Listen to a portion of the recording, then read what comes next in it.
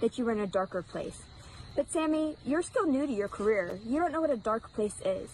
You don't have enough wins or losses to know what that feels like. So this Saturday, you're going to find out if you really do belong. You're going to find out the truth. And the truth is that APWF is bringing me in to wrestle you, to show you what that dark place really feels like, and how I'm going to use it to win. See you Saturday, chica. Sidekick Media Services. We are your sidekick in business for social media, video production, and more. Find out more at sidekickmediaservices.com.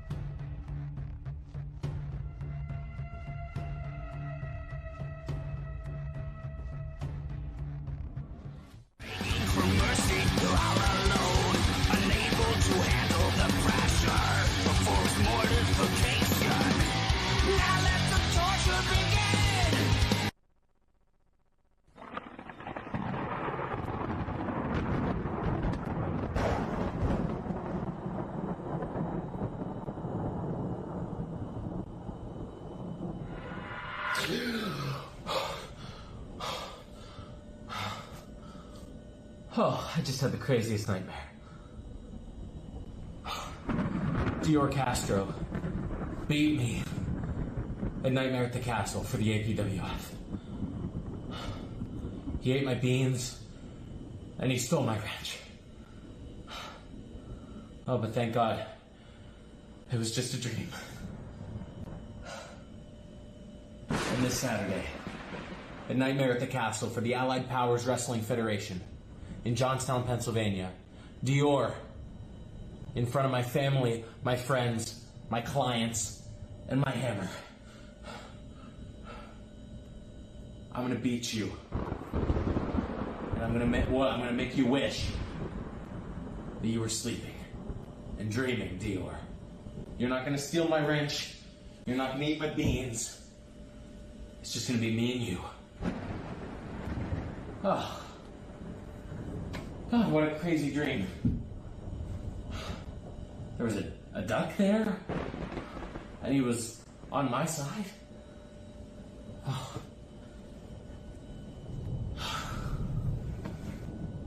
Back to sleep.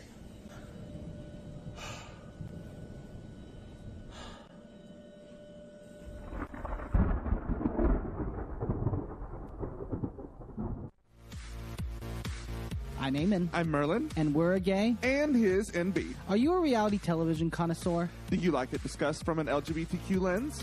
If so, A Gay and His NB is the podcast for you. Hear us break down all your favorite guilty pleasure reality shows from Bravo, Drag Race, and just about everything in between. Listen to A Gay and His NB on Apple Podcasts, Spotify, or wherever you listen to podcasts.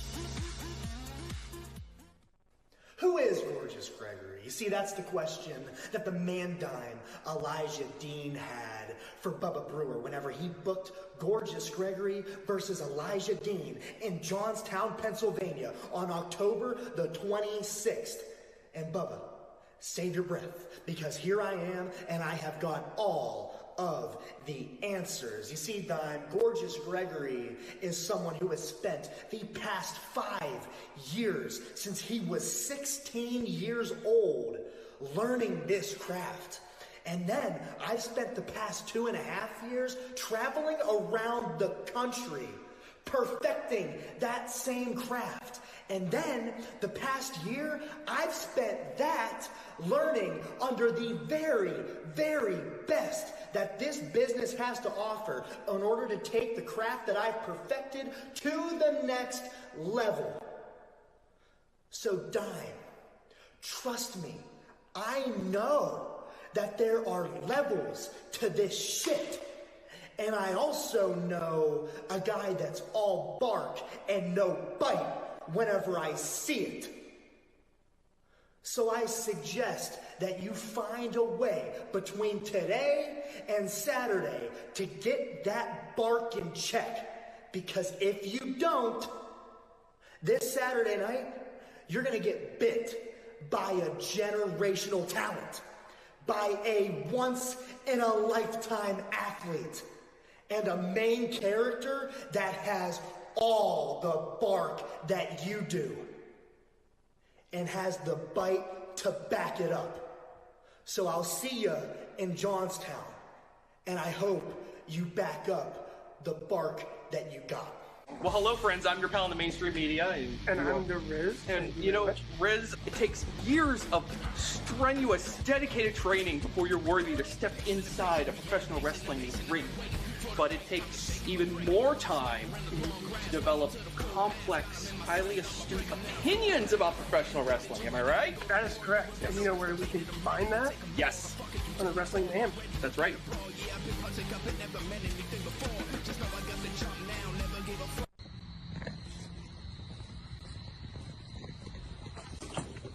Slammin, Sammy. It was said after your last match that you were in a darker place. But Sammy, you're still new to your career. You don't know what a dark place is. You don't have enough wins or losses to know what that feels like. So this Saturday, you're going to find out if you really do belong. You're going to find out the truth. And the truth is that APWF is bringing me in to wrestle you, to show you what that dark place really feels like, and how I'm going to use it to win. See you Saturday, chica. Sidekick Media Services. We are your sidekick in business for social media, video production, and more. Find out more at sidekickmediaservices.com.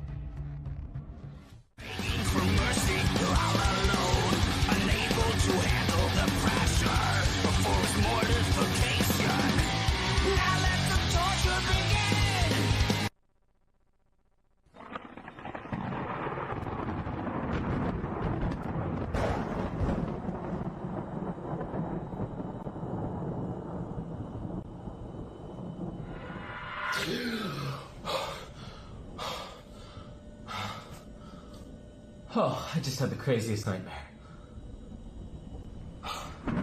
Dior Castro beat me at Nightmare at the Castle for the APWF. He ate my beans, and he stole my ranch. Oh, but thank God, it was just a dream. And this Saturday, at Nightmare at the Castle for the Allied Powers Wrestling Federation in Johnstown, Pennsylvania, Dior, in front of my family, my friends, my clients, and my hammer. I'm gonna beat you. And I'm gonna make you wish that you were sleeping and dreaming, Dior. You're not gonna steal my wrench. You're not gonna eat my beans. It's just gonna be me and you. Oh. God, what a crazy dream. There was a duck there, and he was on my side. Oh.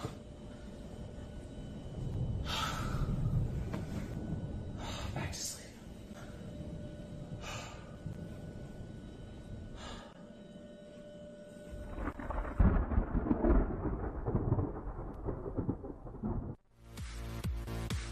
I'm Eamon. I'm Merlin. And we're a gay. And his NB. Are you a reality television connoisseur? Do you like it discussed from an LGBTQ lens? If so, A Gay and His NB is the podcast for you. Hear us break down all your favorite guilty pleasure reality shows from Bravo, Drag Race, and just about everything in between. Listen to A Gay and His NB on Apple Podcasts, Spotify, or wherever you listen to podcasts. Who is Gorgeous Gregory? You see, that's the question that the man-dime Elijah Dean had for Bubba Brewer whenever he booked Gorgeous Gregory versus Elijah Dean in Johnstown, Pennsylvania on October the 26th. And Bubba, save your breath, because here I am, and I have got all. My people. But ladies and gentlemen, like I said, the host of West Virginia Mountaineer Mafia, my co-host for Steelers Dynasty Podcast. Last week when he got 4,000 views, buddy, we did it. We congratulate each other. My man, Shane Stodmiller.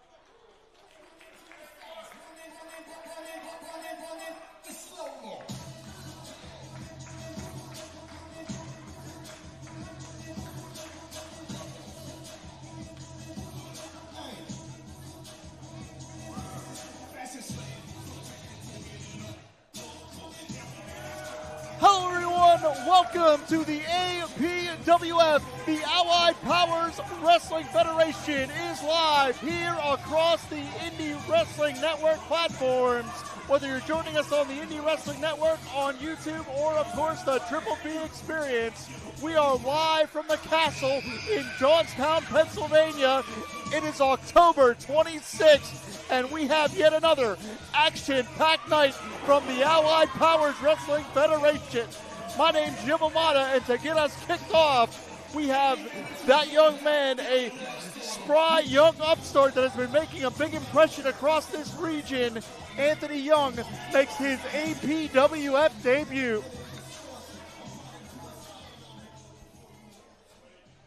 All right, Kastle, weighing in at 230 pounds from State College, PA, the magnificent Gerard.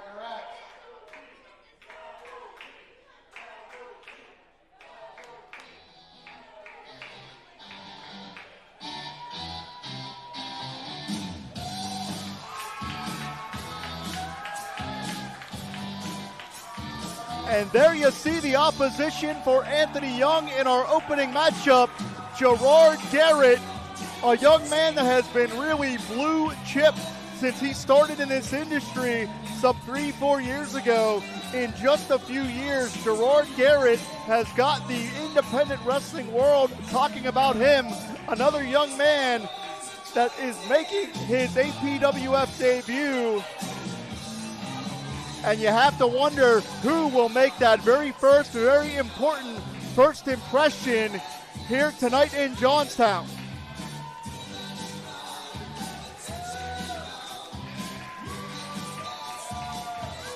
Jam-packed crowd here at the Kastle. They are happy to see Gerard Garrett, and of course Gerard Garrett happy to be here.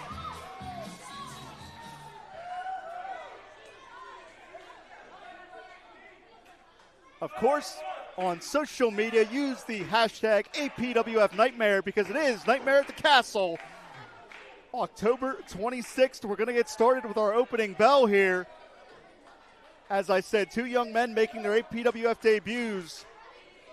And as this organization looks to grow in 2025, you have to wonder which one of these young men will put their name in the conversation of the Allied Powers Wrestling Federation. These two very evenly matched in height and experience. Similar weight. We're going to see Gerard Garrett. He is known as a technician. Very, very smooth inside the ring ropes, does not make a lot of mistakes, does not take a lot of chances. Gerard Garrett is textbook of the term elementary but effective because everything he does is with purpose.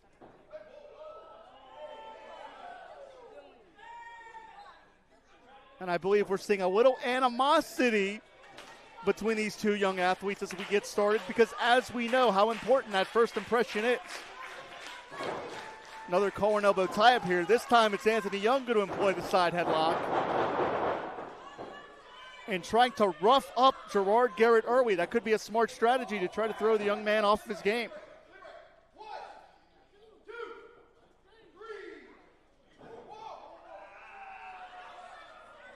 And I believe Gerard Garrett playing some mind games here, going to slap on that side headlock once again to maintain control of the contest. Very wise wrestling by the young man. Both of these athletes out of the ICWA Wrestling Academy in Pittsburgh. They know each other very well, and I believe that's why you're seeing a cautious approach in the opening moments here. No one wants to make an early mistake. Up and over goes Gerard Garrett. What beautiful agility by Anthony Young. Up and over, but Gerard Garrett gets him with the hip lock. And one more time, very nicely done by Garrett. Good ring positioning.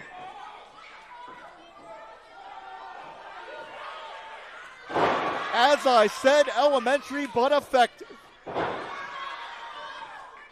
Nice series of offense here. Garrett going to hook that leg. Slight hesitation that time. Could have allowed Anthony Young to get that shoulder up. But man, is this Johnstown crowd really behind Gerard Garrett. Anthony Young going to create a timeout here. That's also very wise by the youngster. Recalibrate, take some time to regroup, use the 10 count.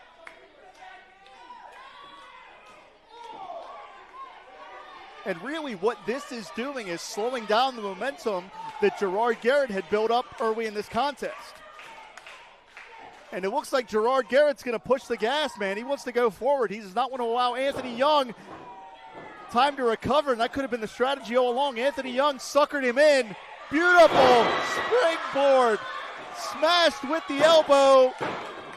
2.5. That is how quick, how dynamic Anthony Young could be because this matchup completely turned on a dime.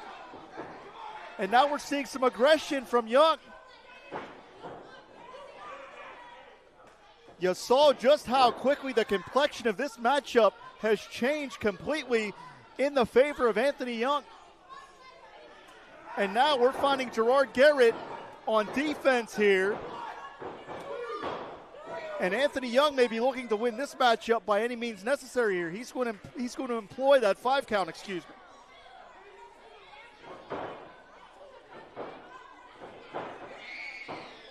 As we know, Bubba Brewer, APWF management have a close eye on this matchup. And certainly we want to thank everyone that's bringing you this broadcast here, IndieWrestling.us. All of our sponsors. As Gerard Garrett gets shot off, and man, Anthony Young caught him right under the chin. Garrett could be seeing stars and is forced to kick out there. Should be mentioned here right from the start that this event tonight will be a fundraiser for the Donald J Bennett Run for Wish. That's a Make-A-Wish fundraiser. Very worthwhile cause. APWF trying to impact the community along with providing this wrestling action here as you're seeing two youthful youngsters go at it for the opportunity to make a name for themselves here in Johnstown. And again, we're seeing Anthony Young employ some of those roughneck tactics. Pick up. Extra torque for extra impact. The lumbar region gets wrenched, and again, Gerard Garrett forced to kick out, but those counts are getting closer and closer each time. You can tell that the offensive assault of Anthony Young is taking its toll on Gerard Garrett.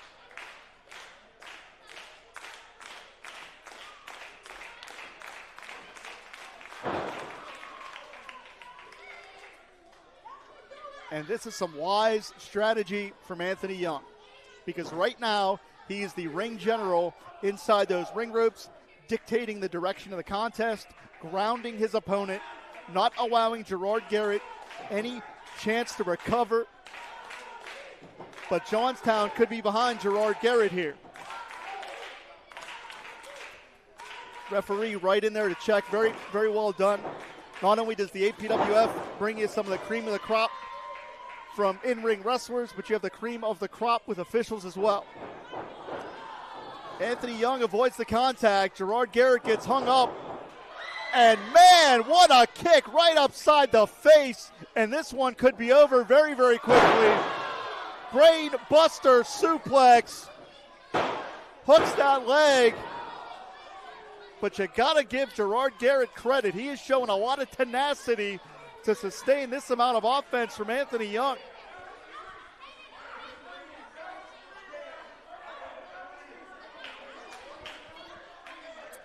And the youngster could be sensing a lot of frustration here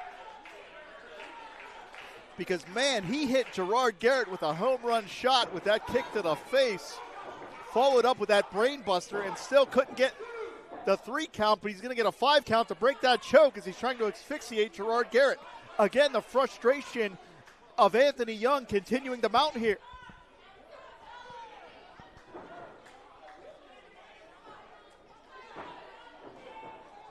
Man, stiff uppercut rocks Gerard Garrett, who's in a bad way right here.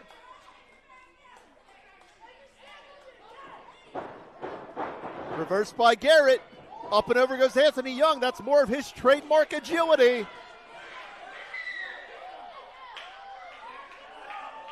And he got caught. Very precarious position. And Gerard Garrett let gravity do the work in that exchange.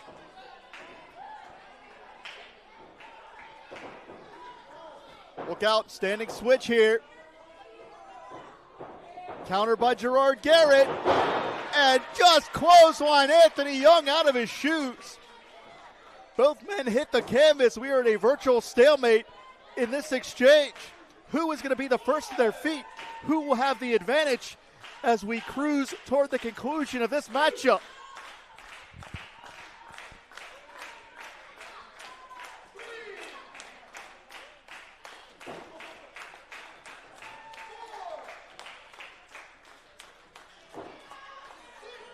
Anthony Young could be the first one to his feet, but he looks like he's seeing stars right now, as is Gerard Garrett. A hard-fought opening contest here in the APWF.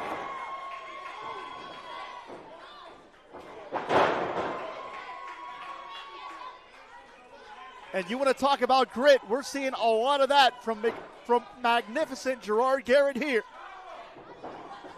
Shoots Anthony Young off. Oh, Garrett ducked his head and paid for it that time. Go behind here.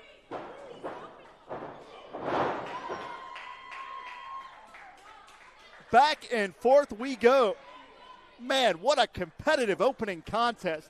If this is any indication of what we're going to see here tonight, we certainly have a big evening ahead of us.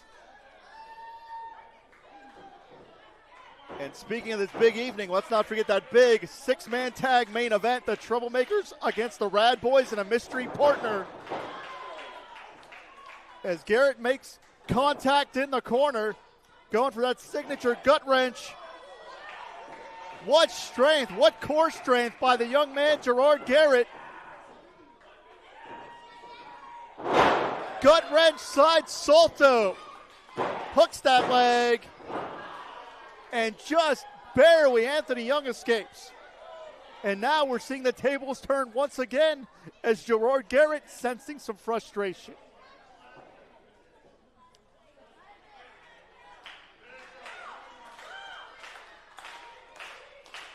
And this could be Gerard Garrett going for a home run swing. He's digging deep in the playbook.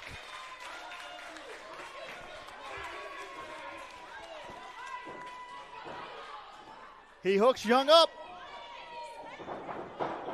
Anthony Young out the back door. No. Once again, another near fall, but Gerard Garrett got checked right on the chin. Counter here. Man, Gerard Garrett just ran into a back elbow. He's seeing stars once again. And Garrett plants him, finally gets that full Nelson slam.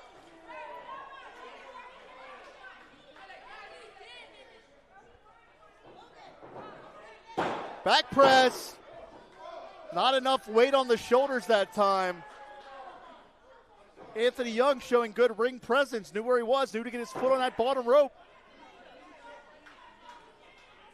And I can't underestimate or understate how important it is to keep your eye on the prize. Gerard Garrett cannot allow himself to be distracted, cannot allow himself to get frustrated. You have to continue to push forward. Right now, he's essentially giving Anthony Young time to recover.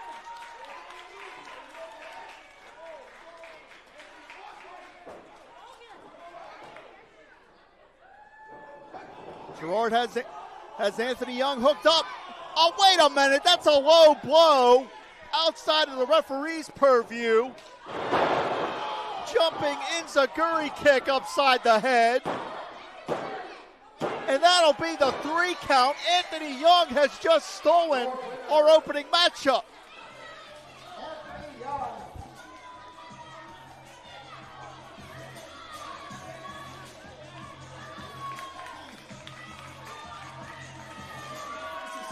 In the record books, it's a win, but that low blow is what sealed the deal for Anthony Young.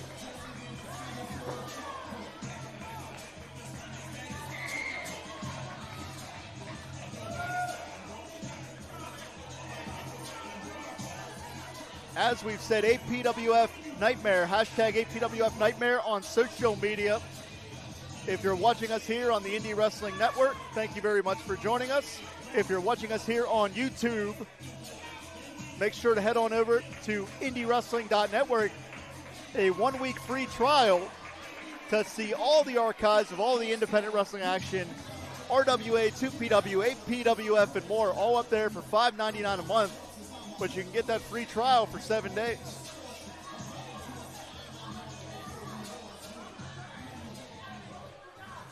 All right.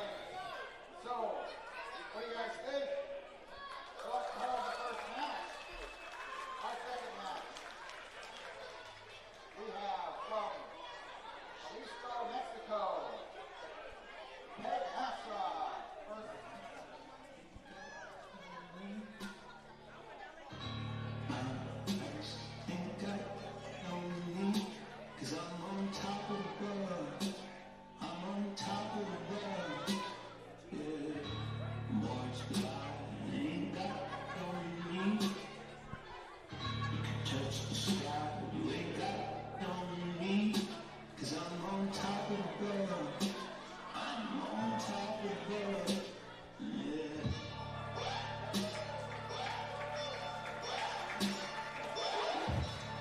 And there she is, the eccentric luchadora, Pagasa, the Mexican import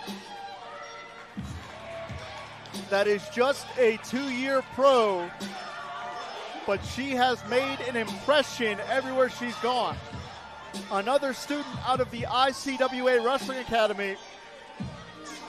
Pagasa, within the past 2 years, has expanded her territory, wrestling all around the tri-state area, but she is yet another debut. One of the trademarks of the APWF is bringing in young new talent all the time, and Pagasa is certainly a commodity all her own.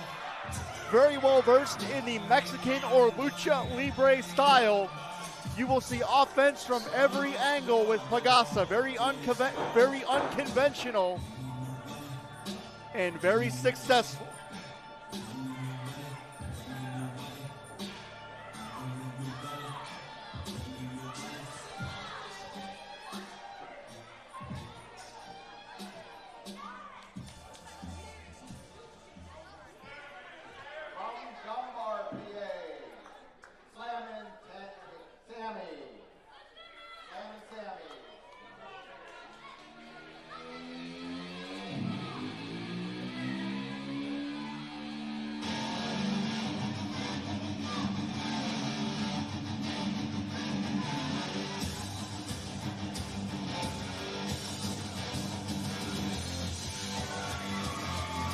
there she is, making her return to the Allied Powers Wrestling Federation. We saw her back in August, and she became quickly adopted by this Johnstown crowd. She is the one and the only Slammin' Sammy. A feel-good story if there ever was one. At just 18 years old, she is one of the most dedicated and one of the most determined young athletes I've ever seen. And that's not hyperbole. I have been in this wrestling business some 16 years, and Slammin' Sammy wants it more than just about anybody. She spent several years practicing mixed martial arts. However, her true passion was professional wrestling. She started training at just 15 years old out of the Stronghold Academy through Rise Wrestling, and made her debut earlier this year, still in her rookie year of wrestling. Slammin' Sammy could be one of those pro wrestling prodigies we're talking about for a long time. And there's the bell. We have women's action coming to the APWF. Once again, Nightmare at the Kastle, October 26th, 2024. And Pagasa offering a handshake. I don't know if I would accept that if I was Sammy. As I said, Pagasa, not known for being very polite. She's very eccentric, very brash. But as I said, she has a reputation that precedes her. Immediately, Pagasa going to try to use her height advantage, put in that side headlock. As I said, Slammin' Sammy practiced martial arts for several years. She started training to be a professional wrestler at the age of 15 and had debuted earlier this year in 2024. She had several karate tournament wins under her belt before she ever stepped into a wrestling ring. She spent some 2.5 years training at the Stronghold Academy under Pittsburgh legends Brandon Kay and Dean Radford. And I can tell you from my work through Rise Wrestling that Slammin' Sammy has a reputation of being one of the students that is at every practice session. She lives to be inside that squared circle. The enthusiasm is truly infectious. Pagasa shoots her off here. And there you're seeing that movement and that positioning from that martial arts background. Sammy able to lower the boom on Pagasa.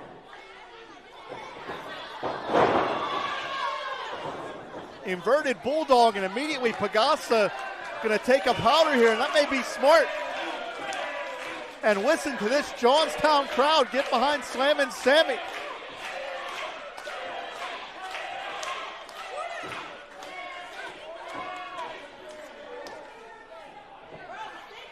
And Pagasa here, I believe, going to try to slow things down, and that's smart because we know that once Slammin' Sammy gets rolling, momentum is her best friend inside those ring ropes. Now Pagasa using the referee as a shield and a blatant rake to the eyes, and this is just unnecessary here. Seeing that lucha influence with that drop kick.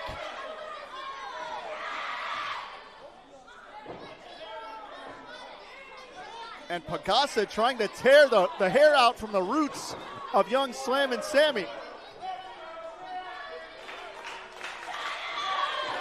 And Pagasa seems like she's making friends in Johnstown already. You can see the pain on the face of Slammin' Sammy. She's in the corner where she does not want to be because the eccentric luchadora will continue to pour on the punishment.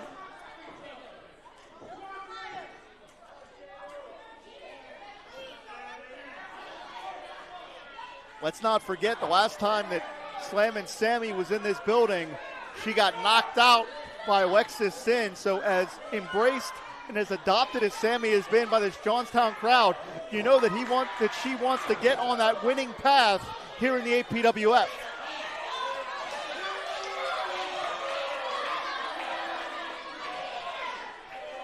I don't think Pagasa is going to win any Miss Congeniality contest with that attitude.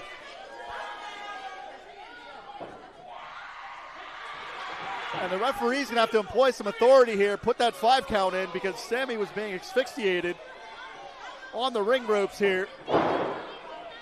Snapmares are out. And a kick to that lower lumbar region, the most susceptible spot to damage in the spine. And you want to know how intense Pagasa is. She's talking smack in there while she's beating her opponent. And she loves to do that. Loves to trash talk. And she throws a temper tantrum when she doesn't get her way, as you can see right there.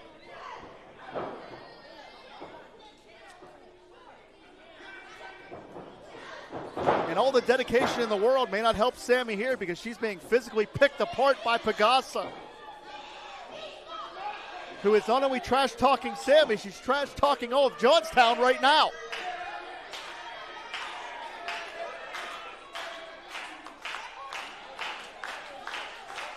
And I don't think Pagasa's request to quiet down this jam-packed audience are going to be well received.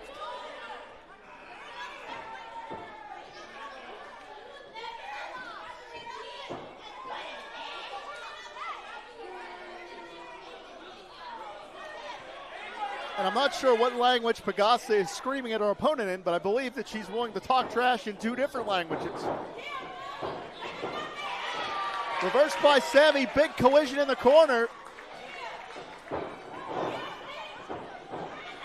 And can Sammy rally enough here? Does she have enough left in the tank to make a comeback? Oh man, Pagasa avoids the contact. That shows you how fluid Pagasa is inside the ring. Again, going back to that Lucha Libre background with offense from different angles, Pagasa is really agile inside the ring ropes. And speaking of ring ropes, Sammy is on the ring ropes, precarious position. Pagasa charges, and I believe ran into the boot. One more time. DDT! Pagasa gets spiked! You gotta be kidding me. Cover here. Oh, 2.5.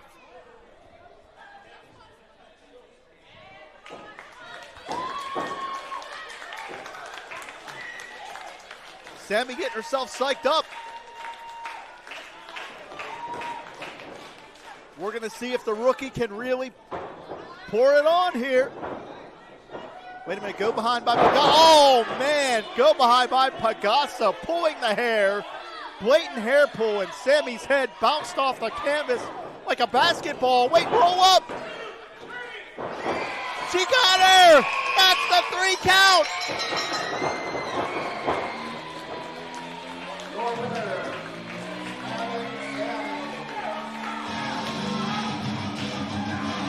Egg on the face of Pagasa. She hesitated, she paid for it, slamming Sammy with her first victory here in the APWF.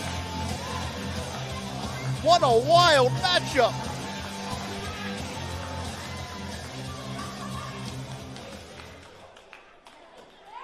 Wow, that was a good one too.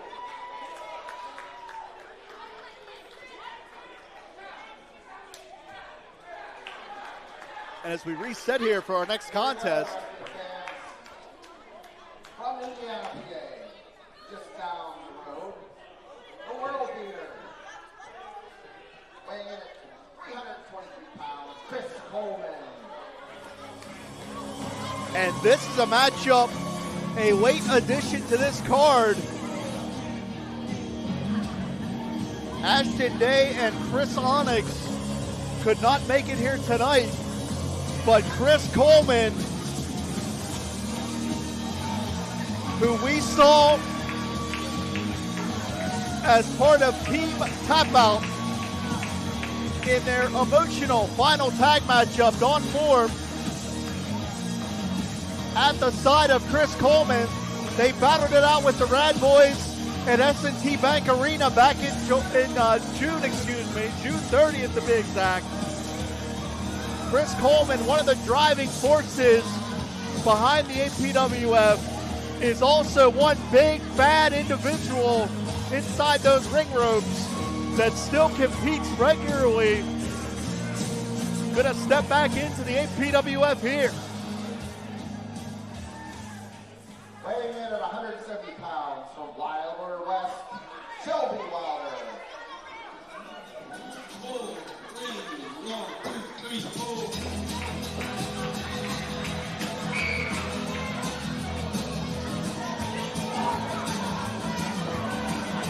Shelby Wilder.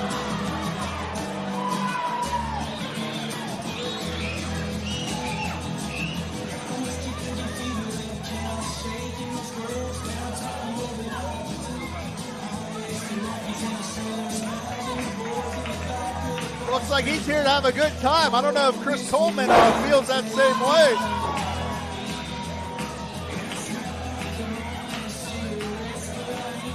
You know, for the Halloween season, I wonder if that horse is Pepe.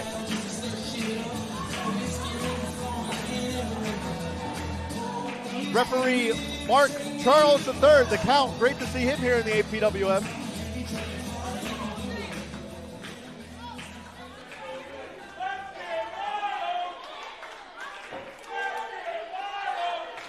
And Let's Get Wild, says Johnstown. Here we are, Chris Coleman, Shelby Wilder. These two did not have time to prepare or scout one another. This matchup, a late edition, added earlier this afternoon. And immediately, Chris Coleman shows his power. He is a real roughneck. Despite being a tag team specialist, he has also won singles gold throughout the area. In addition to being a former APWF tag champion, I believe that he and Don Fuller, former Renegade Wrestling Alliance tag champions as well several years ago. And this is very wise strategy by Shelby, going to try to stick and move. You don't want to try to match power or strikes with Chris Coleman. And you want to talk about physical domination, Coleman was able to just swallow Shelby up in the corner there. But again, Shelby very, very quick. It's what he's going to have to do. Cannot allow yourself to be boxed in by the powerhouse, Chris Coleman.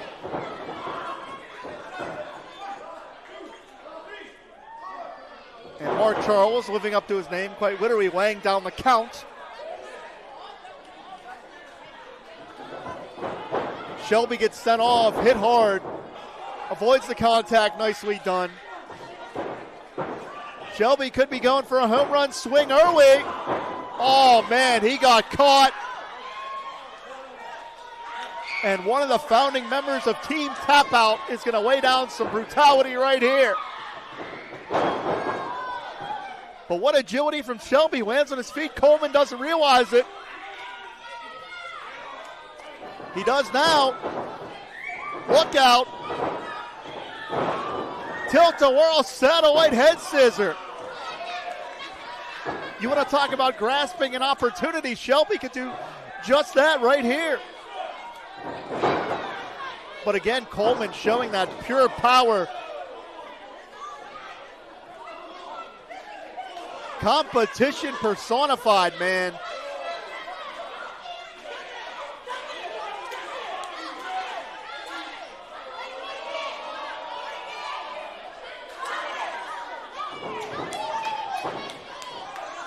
I don't think Shelby should turn his back on Coleman.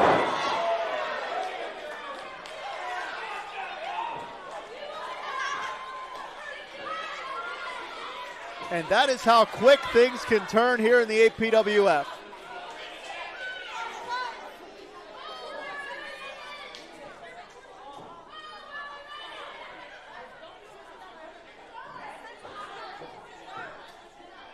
And I believe Coleman now has this one firmly in control after a brief flurry from Shelby.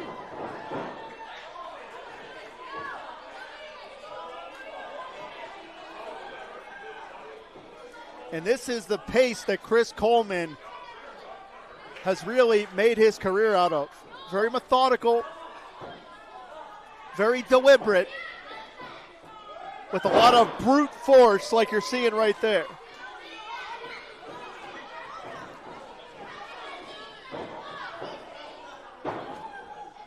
And Coleman looks like a carnivore in there. just circling his prey.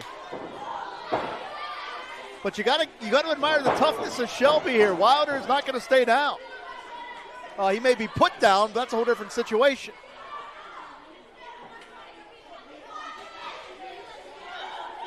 And I think Shelby is seeing stars right now.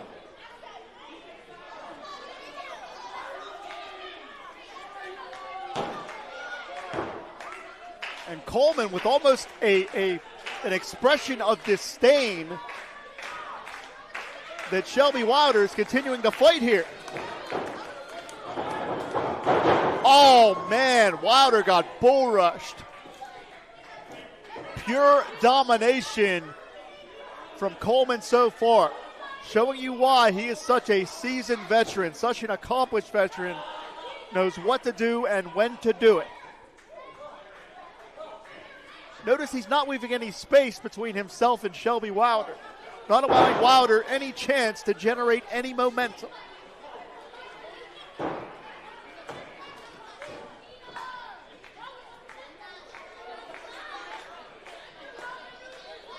And being boxed in the corner with Coleman is not where you want to be. You don't want to be on the receiving end of that either. And I got to give Shelby some credit here because I thought that one was over. The way that Coleman can hoist around an opponent is scary powerful. And speaking of scary, I believe that's what Mark Charles III is experiencing right now.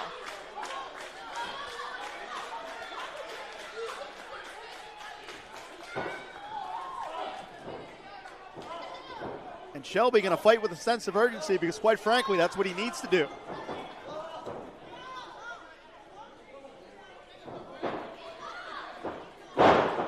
Jawjacker.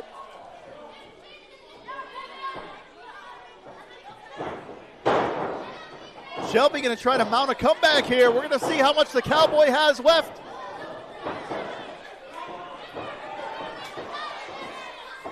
How many shots does that six-shooter have?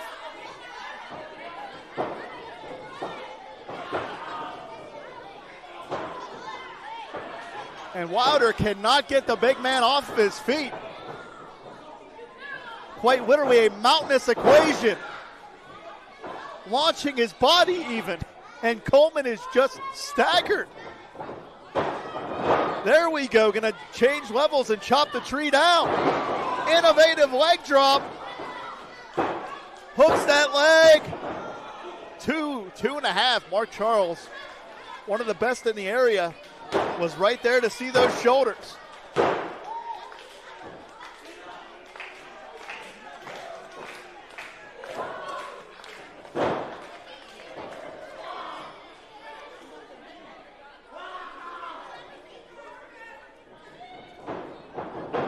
Reversed by Coleman using his weight advantage. Oh, man. Shelby got caught. Very precarious position. He is at the mercy of the merciless Chris Coleman. And you saw the body ricochet on impact. Good night.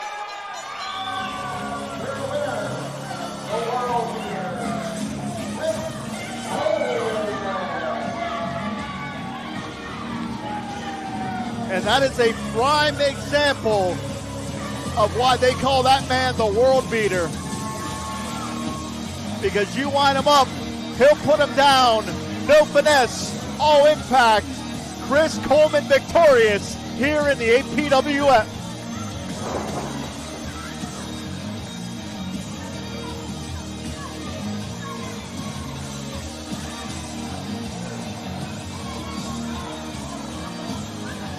Once again, if you're watching us here on YouTube on the Indie Wrestling Network, use that hashtag APWF Nightmare to let us know what you think of all this action.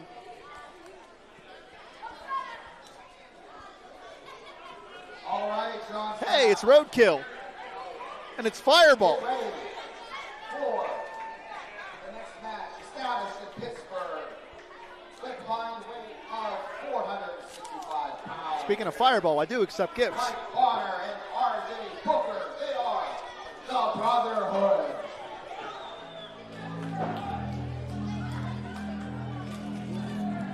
We've talked about debuts all night, and a debuting tag team here.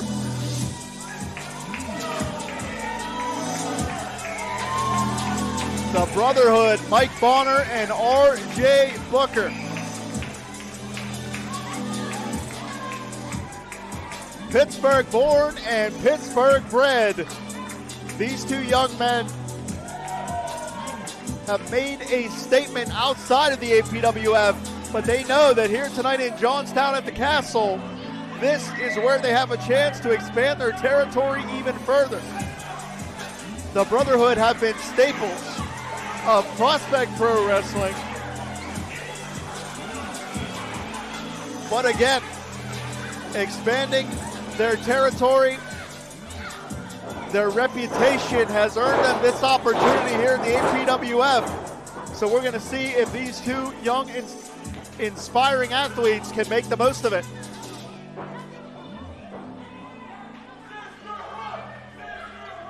Weighing in at 380 pounds, from Honolulu, Hawaii, Johnny Hola and Oliver Gray.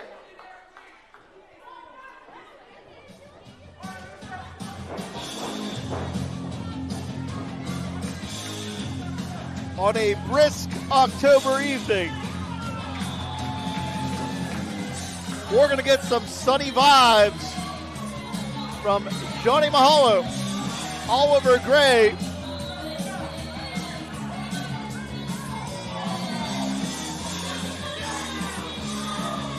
a few more athletes out of the ICWA Wrestling Academy that have just started wrestling this year, but have already had many pro wrestling pundits take notice. Obviously very flashy and a lot of bravado, but the bottom line is that bell's gonna ring, and we're gonna see two young tag teams that want to make their mark. Again, high competition here in the Allied Powers Wrestling Federation.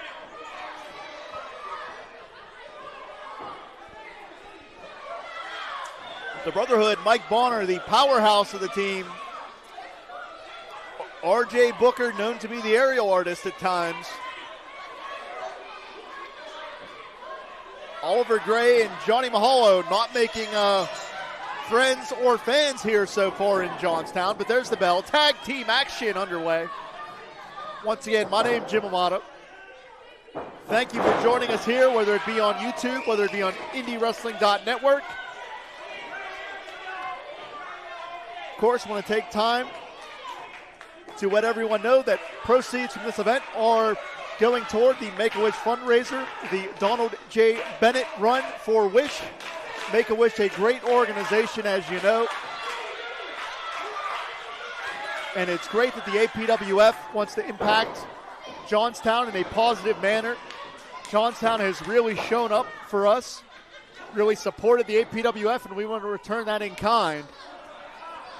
Right now, Bonner able to work his way out of the waist lock using his power advantage on Mahalo, but Mahalo in his young career has been very technically savvy inside the ring.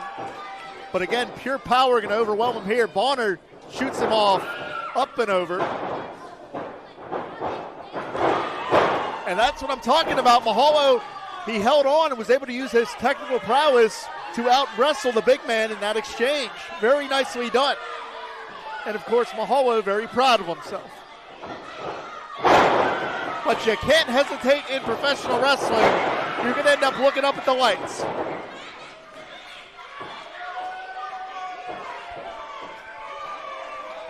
And I believe Mahalo and Gray are creating a timeout here.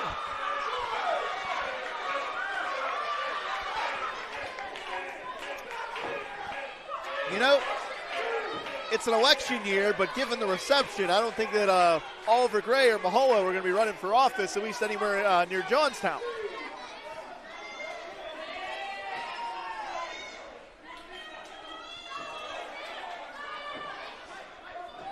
And Mahalo cannot allow this Johnstown crowd to get under his skin because the Brotherhood, as I said, check all the boxes. R.J. Booker is a young man that has just needed an opportunity to really spread his wings and fly. The APWF could be that opportunity for both Booker and Bonner, collectively known as the Brotherhood. You can see Oliver Gray showing wisdom beyond his years as he's keeping his shoulders off of the canvas, because that's where you can be pinned, that's where you can lose the matchup.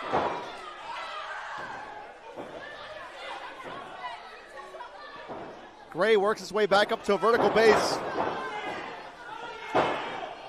reversing the headlock.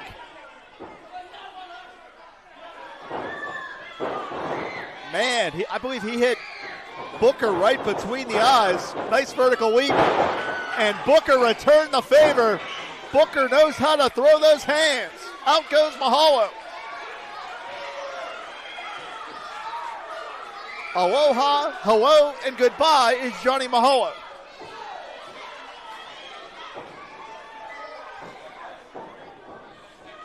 Back in here, RJ going to try to continue to press forward. Quick tags, good sign of tag team wrestling. Tandem offense, nicely done.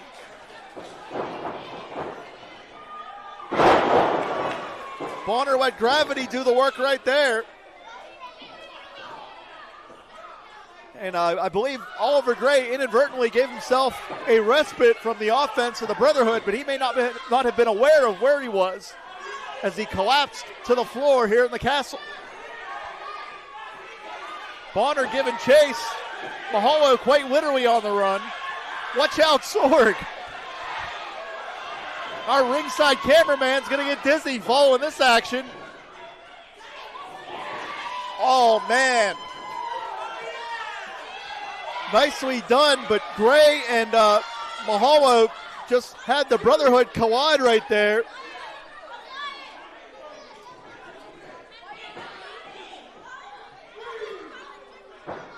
I think the Brotherhood's dizzy. I'm dizzy from watching that one.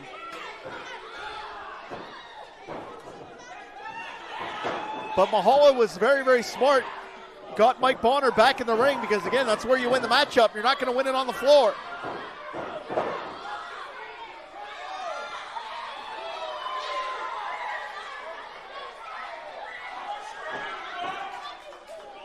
Gray here going to try to press the advantage on Bonner, but Bonner is very, very close to his corner here. And there you're seeing Oliver Gray put himself between Bonner and RJ Booker. Preventing that tag, creating a barrier is really the key to tag team wrestling. Cutting that ring in half is tag team 101. And again, taking Bonner back to the opposing corner. Johnny Mahalo going to pick the bones, going to get the cheap shots in.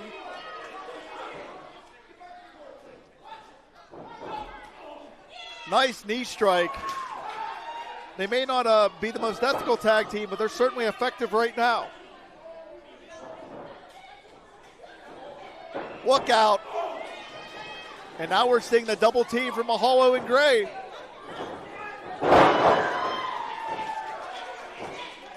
Nice snap suplex. Again, you're seeing Mahalo put himself between the Brotherhood. No tag was made.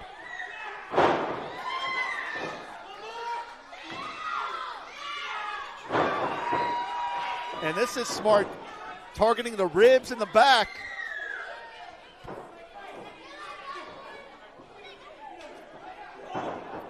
Bonner here going to try to rally. We're going to find out how much gas he has left. But really favoring that lower back, that lumbar region. As we've said, the most susceptible spot to damage in the back. And that's no accident. Mahalo knows what he's doing in there. Mahalo still in his rookie year of wrestling, but as I said, a lot of pundits are predicting a very bright future for both Mahalo and Gray, quite frankly. Going to try to sap the energy out of Bonner. That's very, very smart.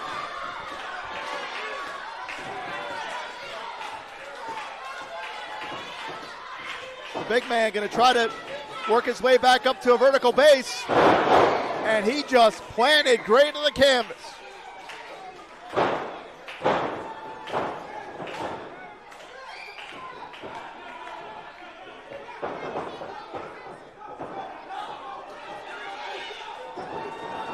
And now Bonner is getting mugged. I understand the frustration from RJ Booker, but he's not doing his partner any favors here.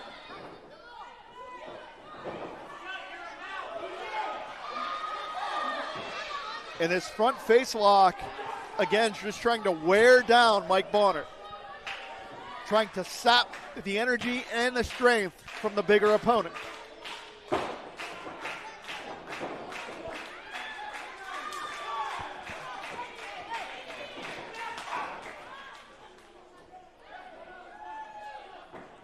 And here's where you can see Tag Team Strategy 101 really being employed that I referenced earlier. But Mahalo may have made a very critical mistake because RJ Booker is begging for a tag on the ring apron. And Oliver Gray intercepts. The referee better assert some authority here.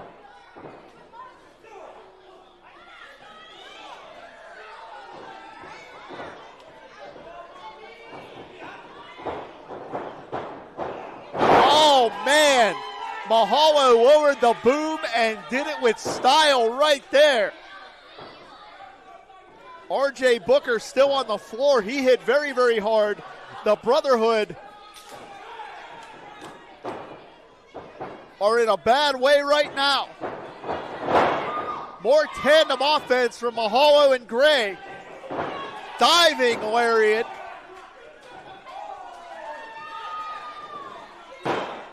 Cover here, 2.5.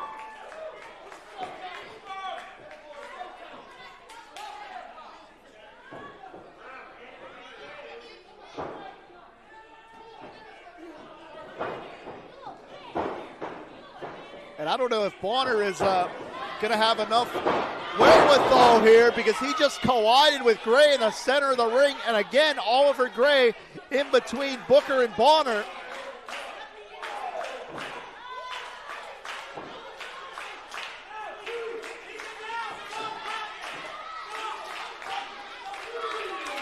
Again, RJ is begging for that tag. Pivotal point in this tag team contest. And he makes that tag. In comes RJ. RJ hitting anything that moves right here.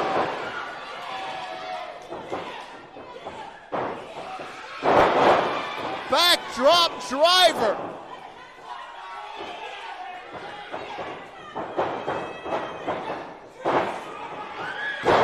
And a textbook spine buster. The Brotherhood could be on their way to a successful debut in the APWF.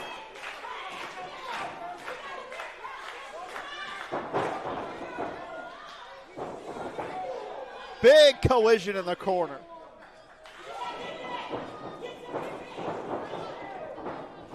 And the Brotherhood is cooking in Johnstown. And Bonner cut him in half. No, Mahalo in for the save. It's breaking down now. All 4 athletes in that ring.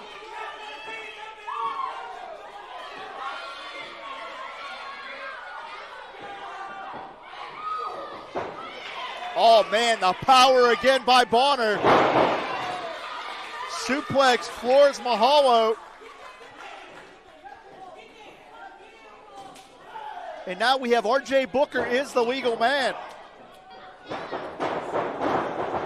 Chin checker by Oliver Gray.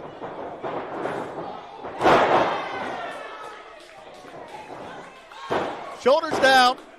He got him.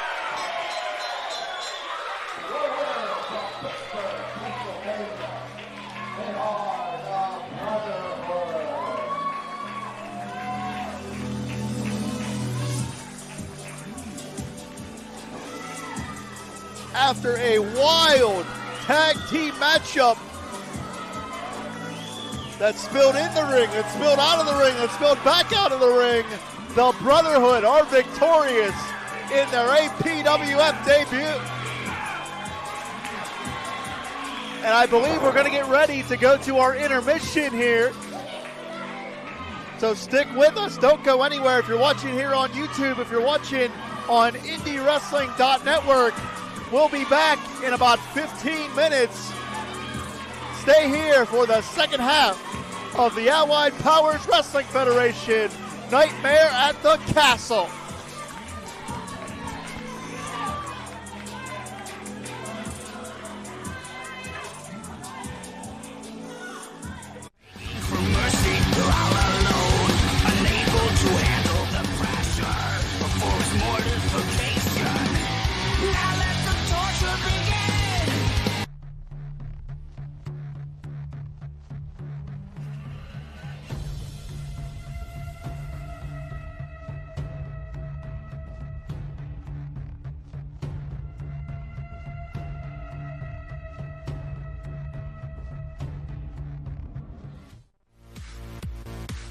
I'm Eamon. I'm Merlin. And we're a gay. And his NB. Are you a reality television connoisseur? Do you like it discussed from an LGBTQ lens?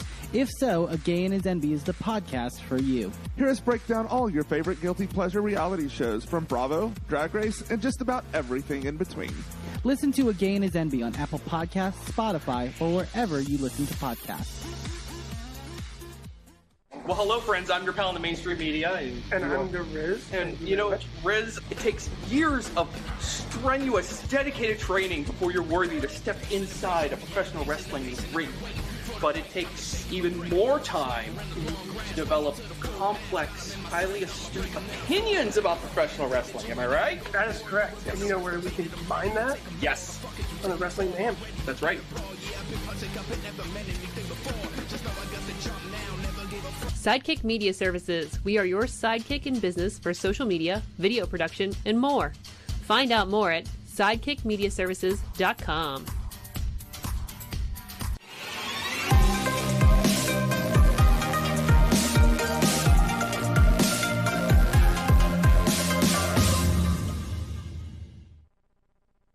Really don't care at this point. The assignment submitted to play music another day. Okay. All right, man. Well, here we go, guys. Here we go. Cowpoke Paul getting an ovation here. The Cowpoke posse runs deep and is running here in Indiana, Pennsylvania. Well, here we are. Rise Grand Championship coming into play. Well, Indiana, Pennsylvania is letting Zack Nystrom know, music or not, Jim, how much they think of him. And here we go. The Cowpoke posse again running wild here.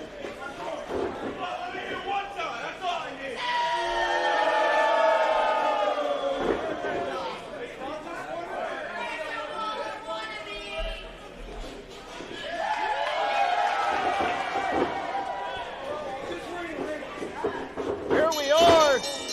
The bell has rung for the Rise Grand Championship. On the line, Zack Nystrom and Cowpoke Paul.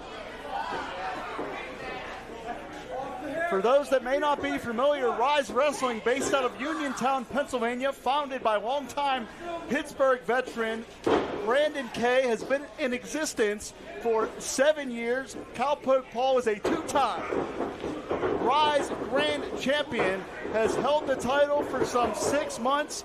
It is on the line against Zack Nystrom. Ironically, Zack Nystrom is a former Rise Tag Team Champion. And if Bad Bubba Brewer needs bail money for beating the shit out of the sound guy, I'm going to start a GoFundMe.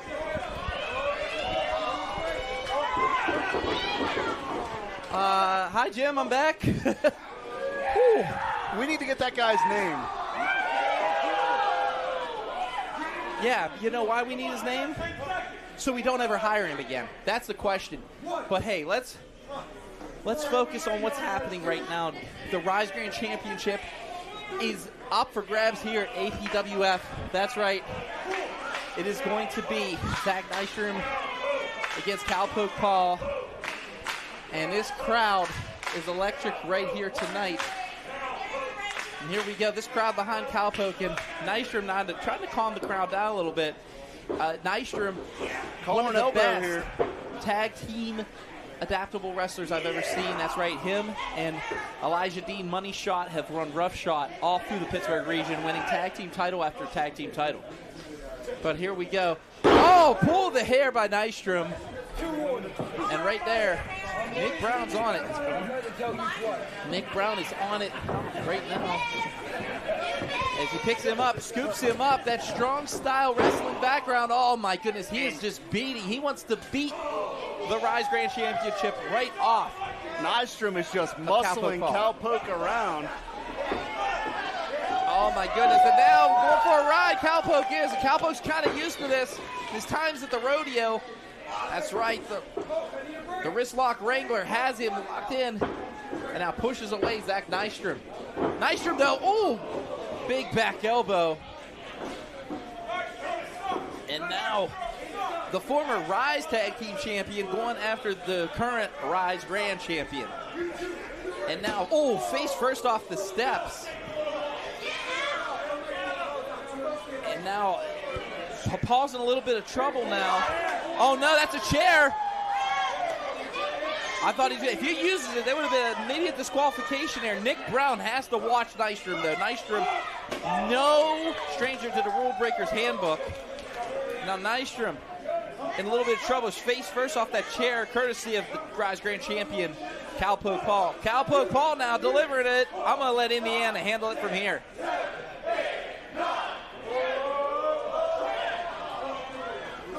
All right, does a 10 count, and now, oh, hip toss. Oh! Man, the spawn racking off the chair at an awkward angle. Welcome back, Jimmy. Okay, so. Brother, I'm going to get my first APWF win if this keeps up. Oh, my goodness. And right now, oh, no. Oh!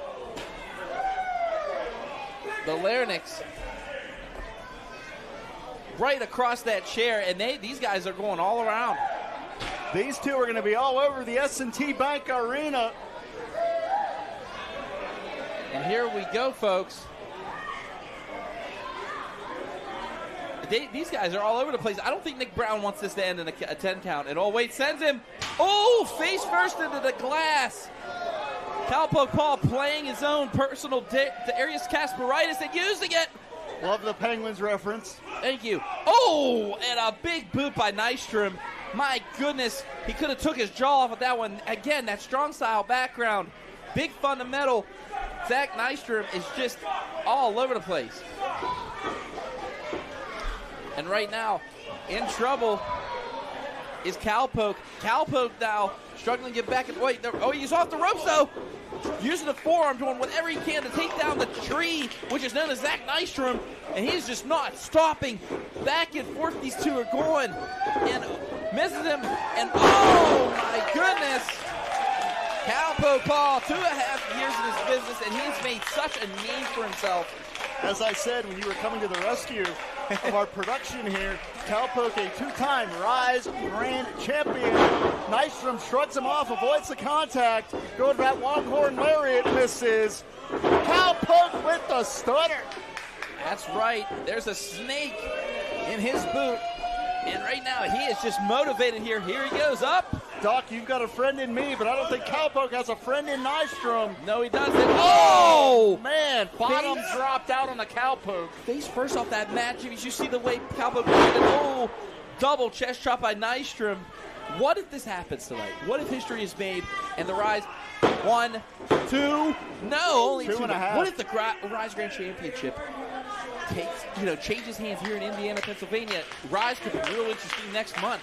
I can give you some insight on that. I've been told that Rise management has been in contact with Zack Nystrom with the stipulation as he hits that longhorn lariat this time. If Nystrom wins the Grand Championship, he will be signed to contractually defend that title. That was part of the contract going into this matchup. So it is very possible that history could be made here. But when does Zack Nystrom, or Elijah Dean for that matter, have they ever listened to anybody? You should know that better than anybody. You've called money shot matches as much as I have. Cowpoke out the back door. The ropes. And now Cowpoke Paul showing. Oh! Nice improvised offense from the Cowpoke, who has Nystrom on the ropes. Going for that just ball DDT. He hits it. Could that be it here? Could the blue ribbon wrestler, that's right, the Rise Grand Champion himself, Cowpoke. Can he do it here tonight? He's at the top rope. There he goes. Up, drops the elbow. Hooks that leg. He got him.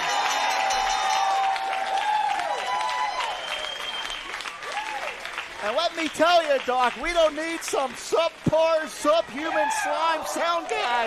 You can hear the chants. You can hear this crowd.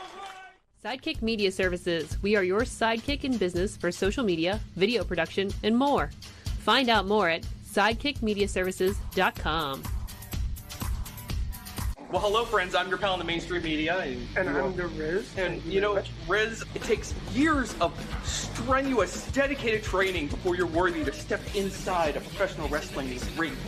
But it takes even more time to develop complex, highly astute opinions about professional wrestling. Am I right? That is correct. And you know where we can find that? Yes. On the Wrestling Man. That's right.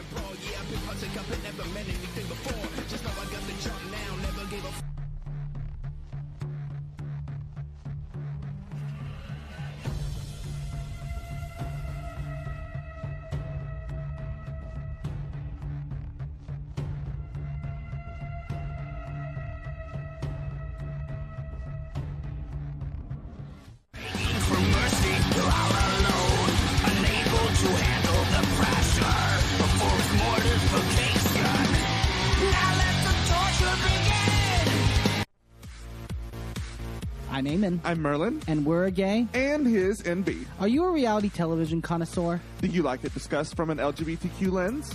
If so, A Gay and His NB is the podcast for you. Hear us break down all your favorite guilty pleasure reality shows from Bravo, Drag Race, and just about everything in between. Listen to A Gay and His NB on Apple Podcasts, Spotify, or wherever you listen to podcasts. Sidekick Media Services. We are your sidekick in business for social media, video production, and more. Find out more at sidekickmediaservices.com.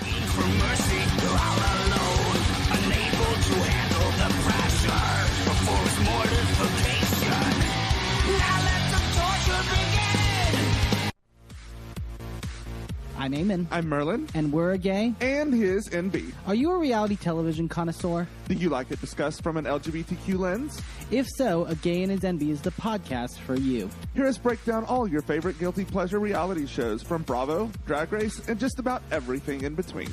Listen to A Gay and His NB on Apple Podcasts, Spotify, or wherever you listen to podcasts. Sidekick Media Services. We are your sidekick in business for social media, video production, and more. Find out more at sidekickmediaservices.com.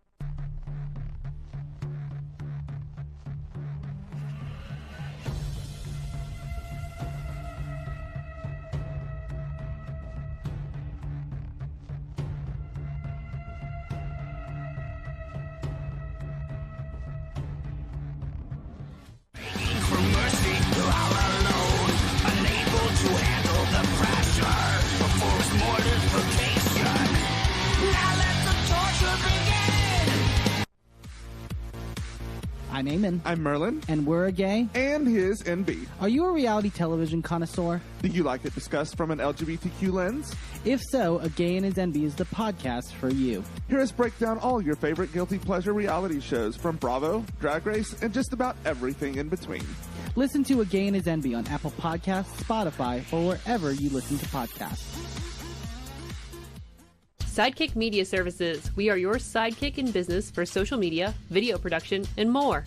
Find out more at sidekickmediaservices.com.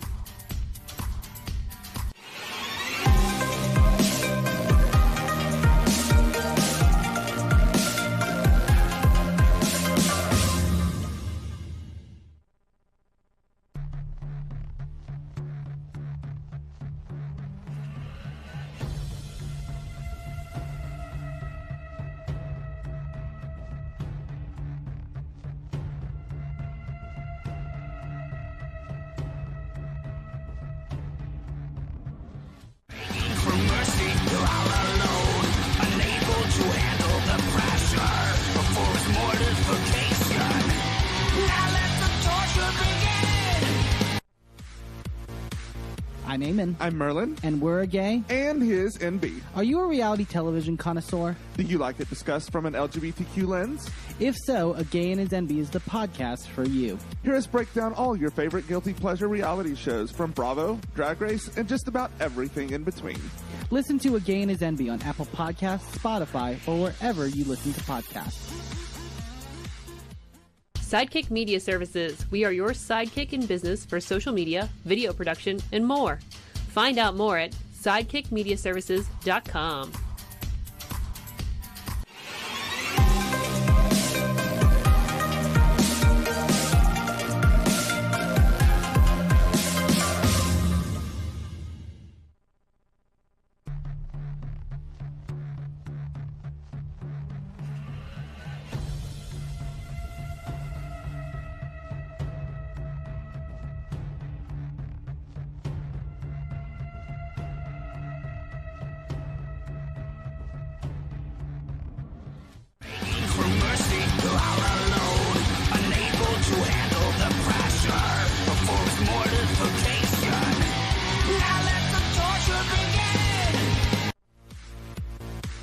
I'm Eamon. I'm Merlin. And we're a gay. And his NB. Are you a reality television connoisseur? Do you like it discussed from an LGBTQ lens? If so, A Gay and His NB is the podcast for you. Hear us break down all your favorite guilty pleasure reality shows from Bravo, Drag Race, and just about everything in between. Listen to A Gay and His NB on Apple Podcasts, Spotify, or wherever you listen to podcasts. Sidekick Media Services. We are your sidekick in business for social media, video production, and more. Find out more at sidekickmediaservices.com.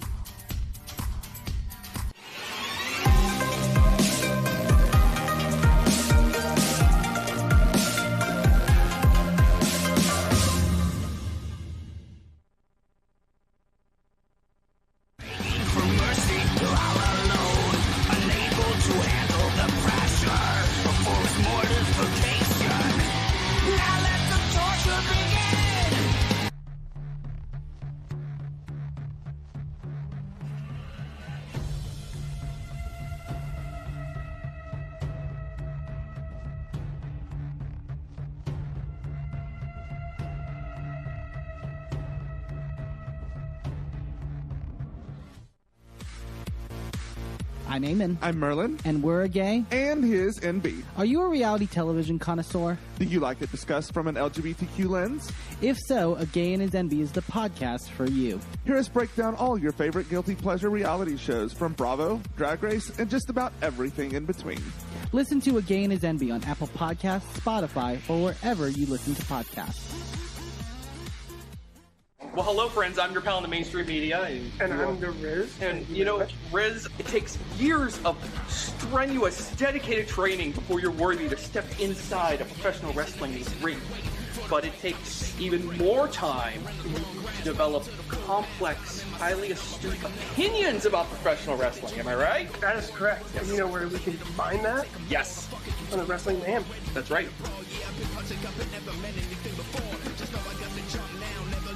Sidekick Media Services. We are your sidekick in business for social media, video production, and more. Find out more at sidekickmediaservices.com.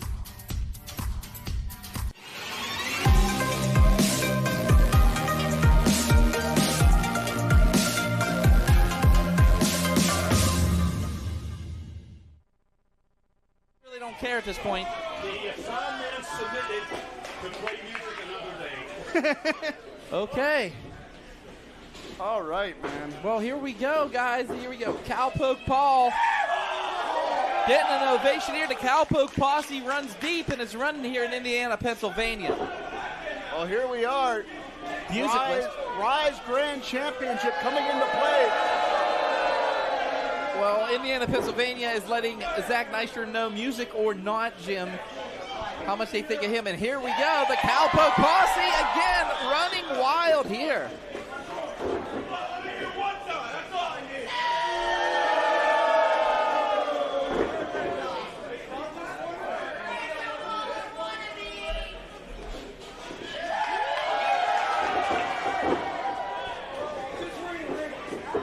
Here we are. The The bell has rung for the Rise Grand Championship. On the line, Zack Nystrom and Cowpoke Paul. For those that may not be familiar, Rise Wrestling, based out of Uniontown, Pennsylvania, founded by longtime Pittsburgh veteran Brandon Kay, has been in existence for 7 years. Cowpoke Paul is a two-time Rise Grand Champion, has held the title for some 6 months. It is on the line against Zack Nystrom. Ironically, Zack Nystrom is a former Rise Tag Team Champion. And if Bad Bubba Brewer needs bail money for beating the shit out of the sound guy, I'm going to start a GoFundMe.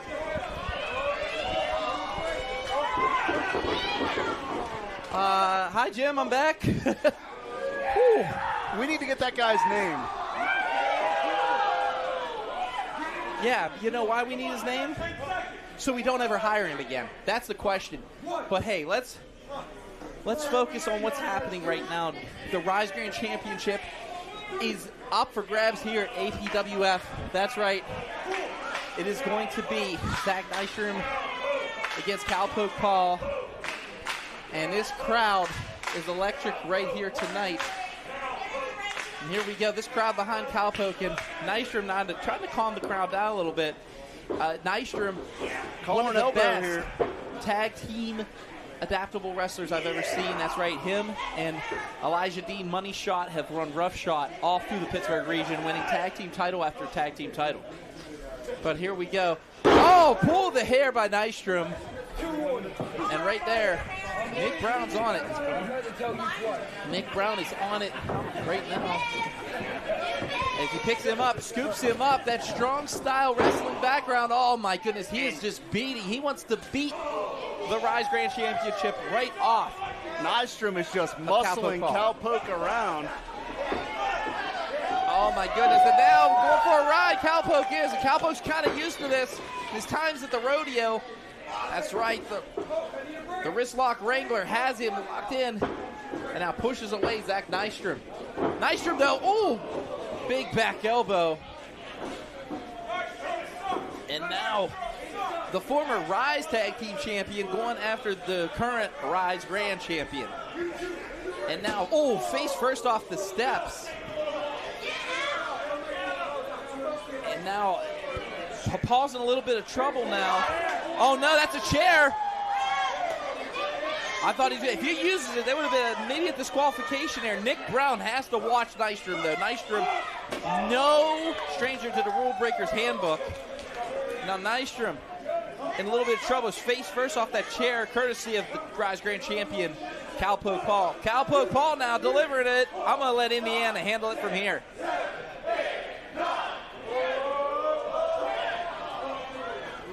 All right, that was a 10 count, and now, oh, hip toss. Oh, man, the spine racking off the chair at an awkward angle. Welcome back, Jimmy. Okay, so.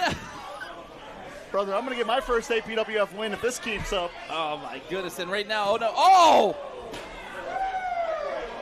The larynx. Right across that chair, and these guys are going all around. These two are going to be all over the S&T Bank Arena. And here we go, folks. These guys are all over the place. I don't think Nick Brown wants this to end in a 10 count at all. Wait, sends him. Oh, face first into the glass. Cowpoke Paul playing his own personal Darius Kasparaitis and using it. Love the Penguins reference. Thank you. Oh, and a big boot by Nystrom. My goodness, he could have took his jaw off of that one. Again, that strong style background. Big fundamental. Zack Nystrom is just all over the place. And right now, in trouble is Cowpoke. Cowpoke now struggling to get back. Wait, oh, he's off the ropes though. Using the forearm, doing whatever he can to take down the tree, which is known as Zack Nystrom. And he's just not stopping. Back and forth these two are going. And misses him. And oh my goodness. Cowpoke Paul, 2.5 years in his business, and he's made such a name for himself. As I said when you were coming to the rescue, of our production here. Cowpoke, a two-time Rise Grand Champion. Nystrom shrugs him off, avoids the contact, goes to that Longhorn Lariat, misses. Cowpoke with the stutter. That's right. There's a snake in his boot. And right now, he is just motivated here. Here he goes up. Doc, you've got a friend in me, but I don't think Cowpoke has a friend in Nystrom. No, he doesn't. Oh! Man, bottom dropped out on the Cowpoke. Face first off that match. Did you see the way Cowpoke did it? Oh, double chest chop by Nystrom. What if this happens tonight? What if history is made and the Rise 1, 2, no, only 2.5. What if the Rise Grand Championship changes hands here in Indiana, Pennsylvania? Rise could be real interesting next month. I can give you some insight on that. I've been told that Rise Management has been in contact with Zack Nystrom with the stipulation as he hits that Longhorn Lariat this time. If Nystrom wins the Grand Championship, he will be signed to contractually defend that title. That was part of the contract going into this matchup. So it is very possible that history could be made here. But when does Zack Nystrom or, Elijah Dean for that matter, if they ever listen to anybody, you should know that better than anybody. You've called money shot matches as much as I have. Cowpoke out the back door. The ropes. And now Cowpoke Paul showing. Oh! Nice improvised offense from the Cowpoke, who has Nystrom on the ropes. Going for that cross ball DDT. He hits it. Could that be it here? Could the blue ribbon wrestler, that's right, the Rise Grand Champion himself, Cowpoke Paul, can he do it here tonight? He's at the top rope. Here he goes. Up, drops the elbow. Hooks that leg. He got him.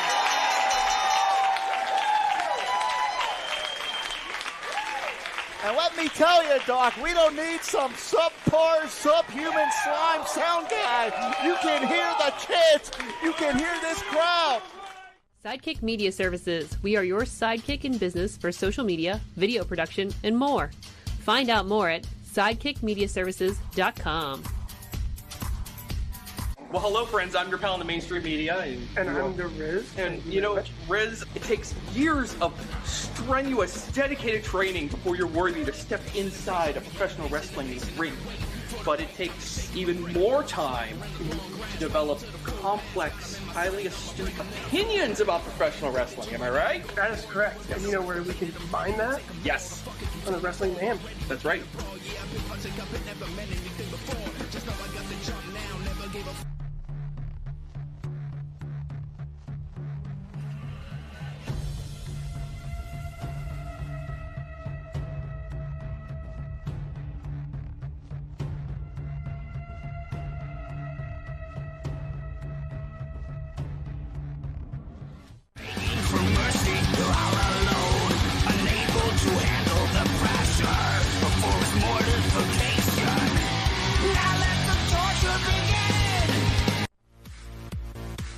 I'm Eamon. I'm Merlin. And we're a gay. And his NB. Are you a reality television connoisseur? Do you like it discussed from an LGBTQ lens?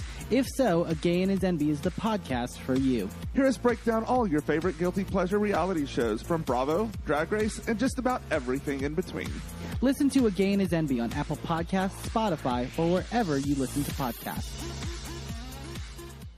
Sidekick Media Services. We are your sidekick in business for social media, video production, and more. Find out more at sidekickmediaservices.com.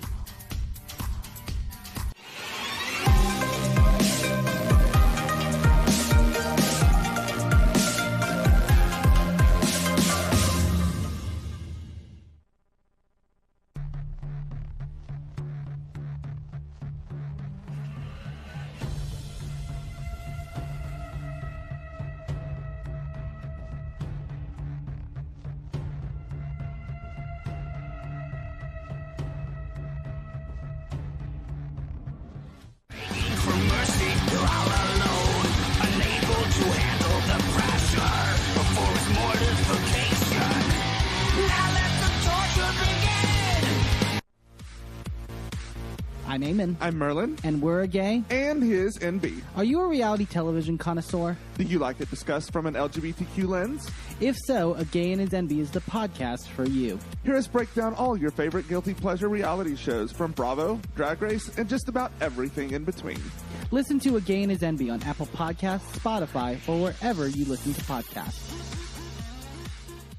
Sidekick Media Services. We are your sidekick in business for social media, video production, and more. Find out more at sidekickmediaservices.com.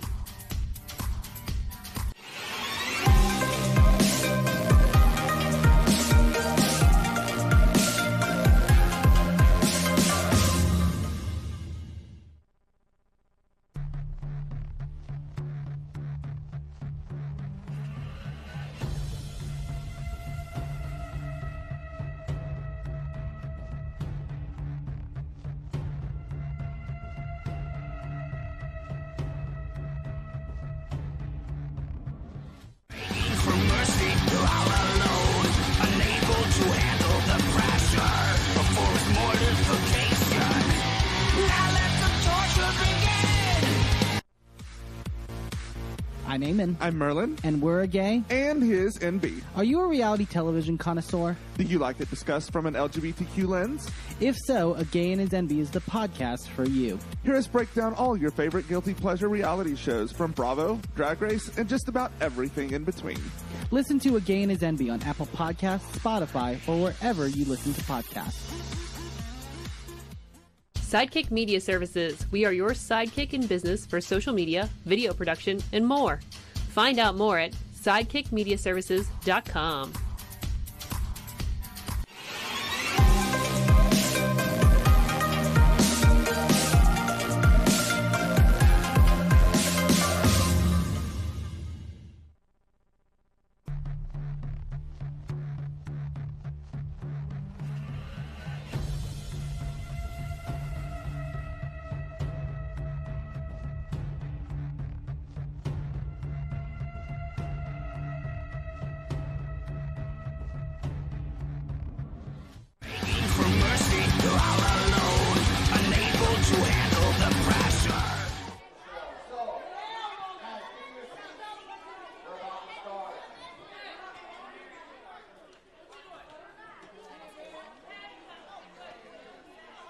Here we go, weighing in at 230 pounds.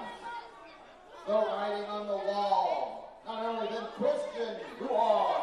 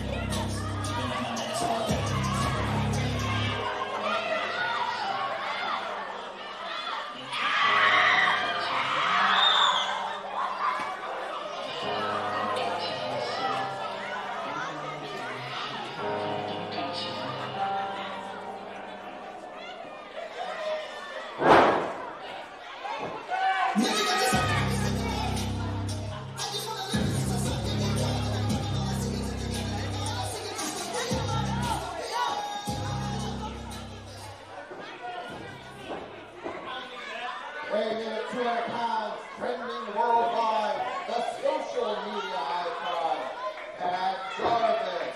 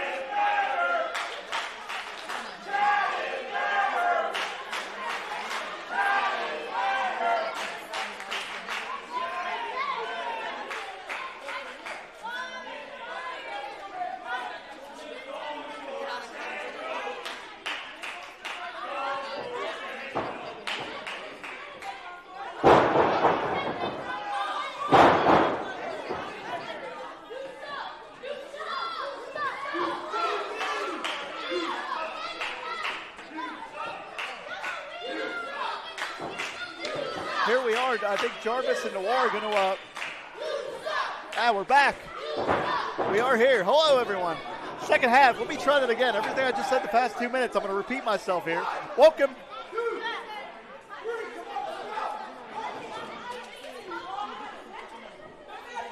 Welcome back here to the APWF at the Kastle. My name's Joe Mata. Intermission here, second half. Christian Noir, a student of Dean Radford. Tag Jarvis, a student out of the Rise Wrestling Academy under the Pittsburgh legend Brandon Kay. Tag Jarvis currently one half of the Rise Wrestling Tag Champions. Christian Noir is the Rise Ascension Champion. So these are two championship caliber athletes squaring off here in the APWF. Of course, we saw Christian Noir win the Fight Society Championship at our event back in June. He defeated the Rev Ron Hunt for that. So Noir has already made a footprint here in the APWF, looking to expand that here. Jarvis loves to have fun, loves to have a good time.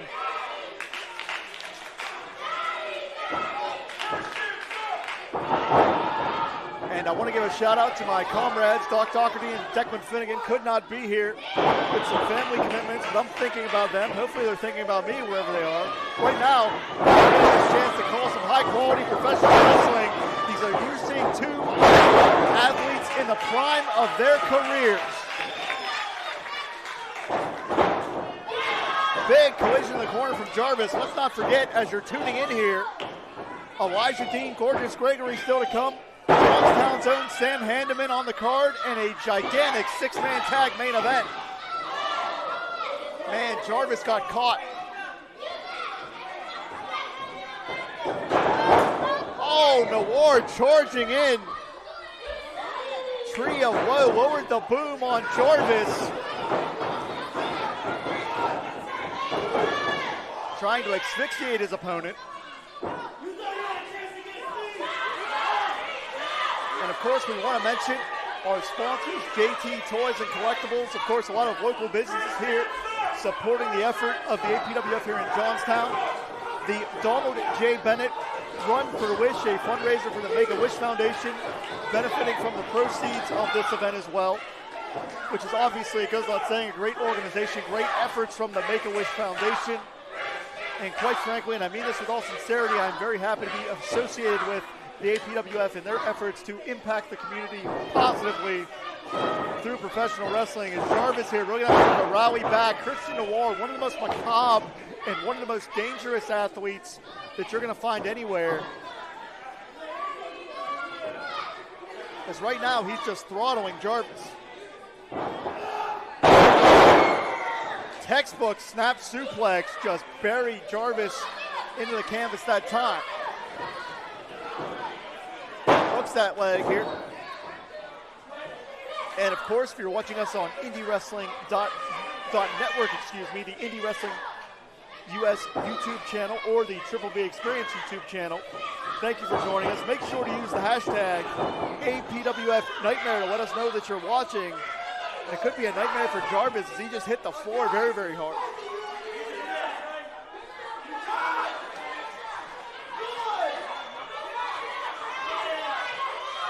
And I don't think that Christian Noir would be a good influence on the youth of America. I'll say that much. Well, you definitely cannot put your hands on a wrestler, that's for sure. And that gave Jarvis the opportunity to rally back here.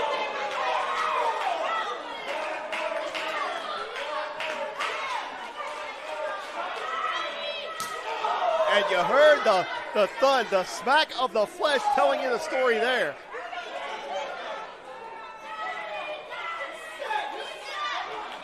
And man, Jarvis got posted.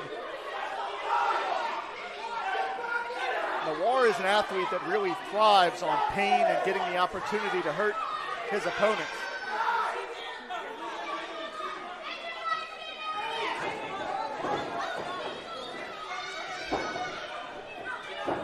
Lateral press here, hooks that leg, shoulders down, finds 2.5.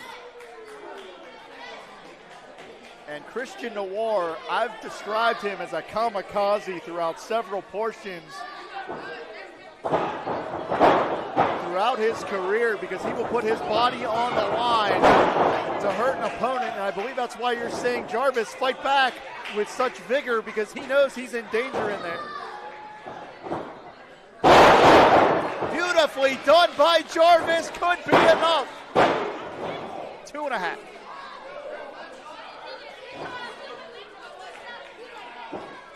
You know, in terms of personality, I believe that Jarvis and Noir are about as diametrically opposed as you can be. Noir with that macabre face paint and Jarvis with Toy Story tattoos all over. Jumping enziguri kick.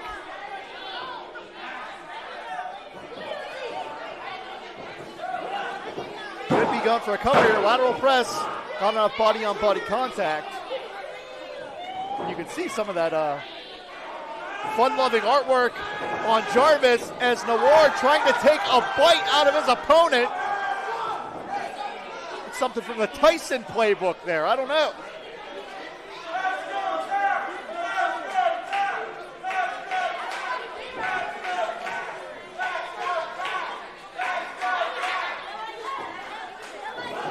Jarvis avoids the contact. Noir does not.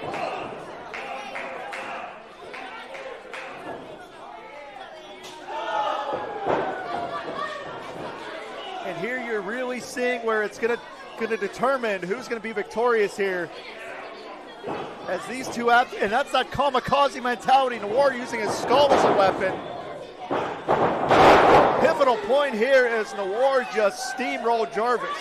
We're really going to see who's going to take the advantage and eventually the victory in this matchup. Jarvis looks like he's on Dream Street right now.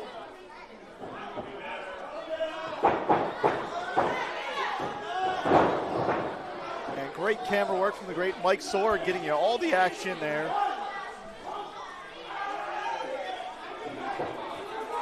And I believe even the referee is a little intimidated to step in front of Noir there. And I can't blame him, because if you can look at the look on that face, you can see the intimidation factor.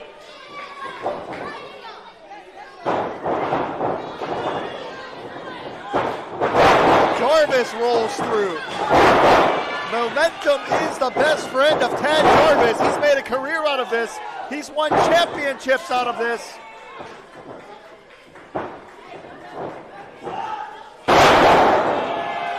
Sends Noir up and over here.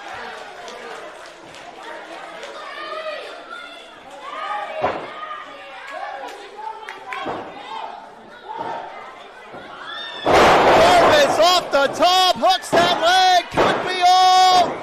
No. We're going to see a war of attrition here.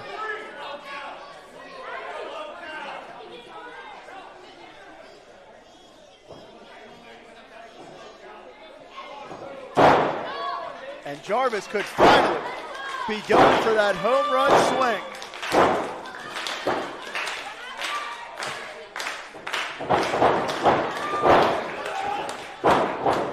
Oh, look out. Oh, man. Noir let gravity do the work. Dropped Jarvis right on the back of his head. And like a pit bull, Noir latching on with the crossface. Gonna twist to get toward the neck, the shoulder of Tad Jarvis. And Jarvis is on an island. He is in the center of that ring with nowhere to go.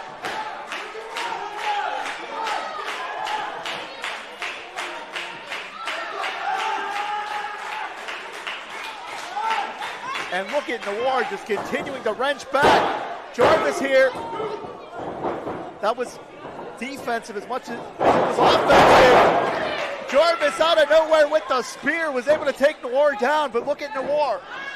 A real ring general. He knew where he was and rolled out of bounds. Very, very smart from Christian Noir. He is as meticulous as he is devious. He is so cerebral, both inside and, in this case, outside of the ring ropes.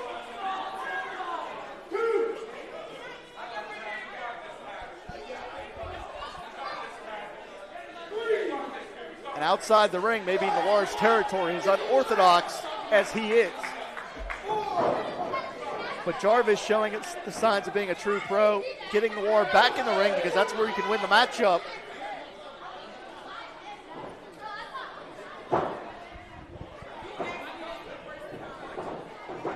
Jarvis elevates Noir. Out the back door.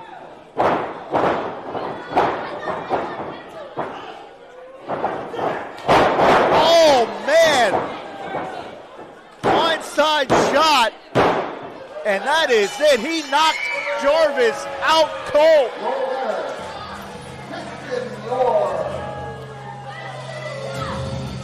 That is how devious, that is how dangerous Christian Noir is.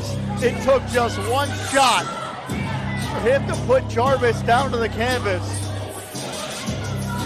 As we said, Jarvis a bit of a tag team specialist,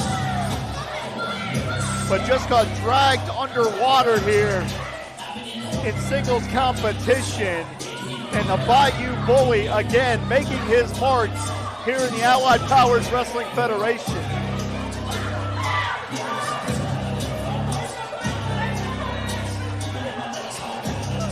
Coming up next, Johnstown's own, the handyman, Sam Handman.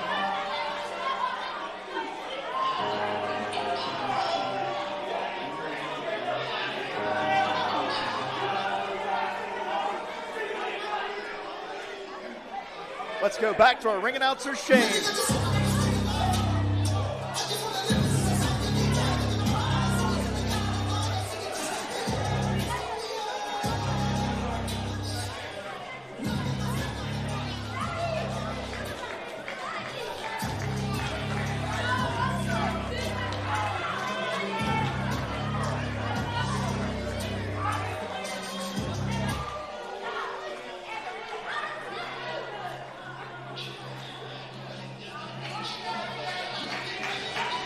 Once again, use that hashtag APWF Nightmare here on social media.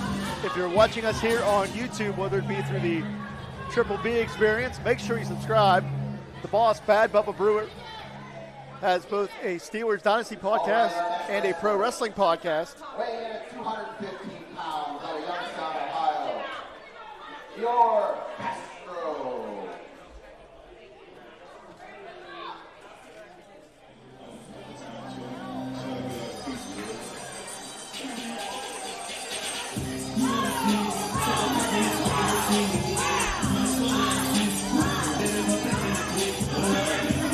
Castro has been wrestling just 3 years.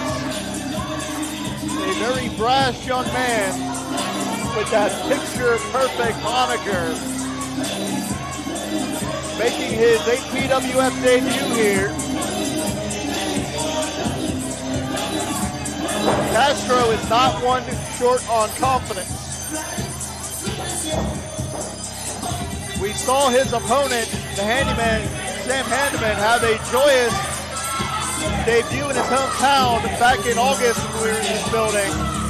Castro looking to change that here tonight, October 26th. Of course, we want to thank all of the Johnstown faithful that showed up here in those costumes, very festive for Halloween.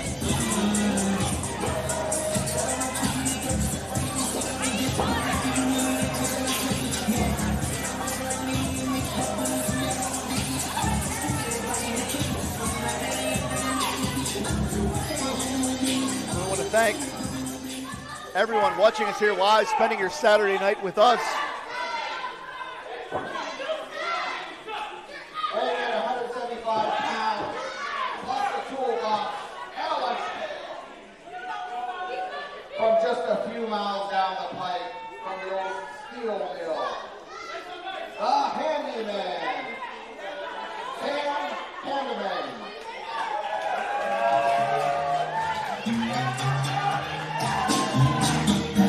He is as blue collar as they come. Works all day, wrestles all night.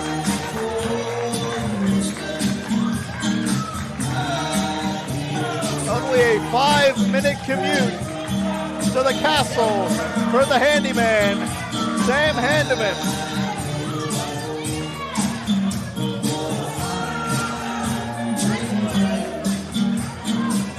A contractor by trade.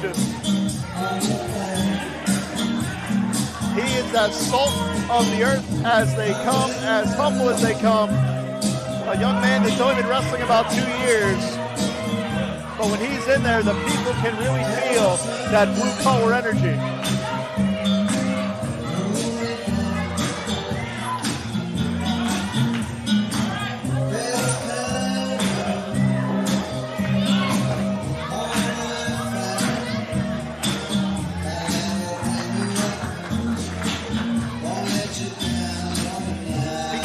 I think the handyman might be able to run for mayor. That's who I'm going to endorse. I'm going to endorse Sam Handman for whatever political office he runs for.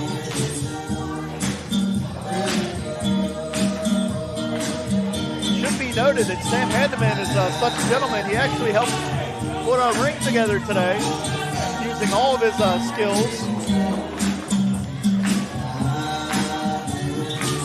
You can see he's checking his work here.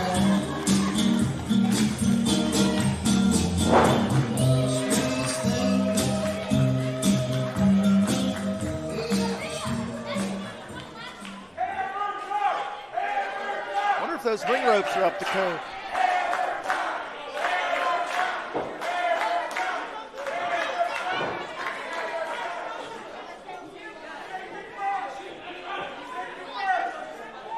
And Handman has had a lot of fanfare, as you can see with his introduction. But clearly, when that bell rings, Castro wants to play spoiler here.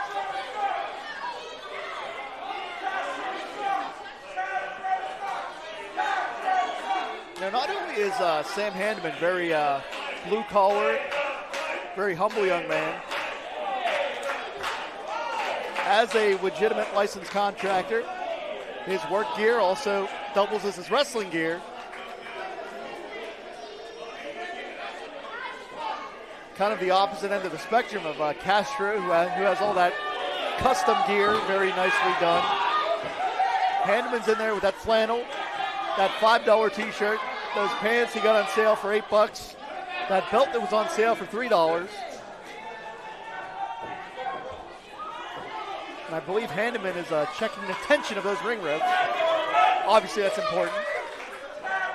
Mark Charles going to supervise, I guess. I guess I'd make Mark Charles the foreman in this situation.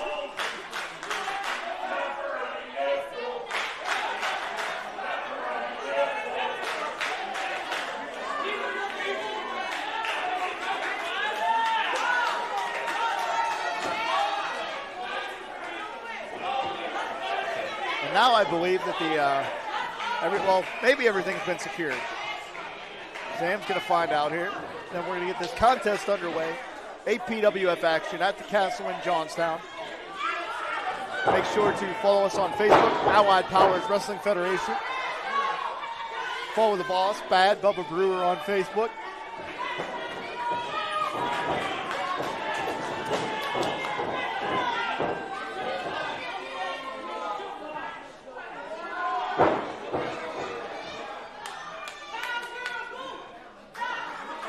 Sam being very conscientious, going to try to double check his work, but he turned his back on Castro. You can't do that in professional wrestling. Handman paid for it. Castro going to try to drive all the air out of the handyman with those body shots.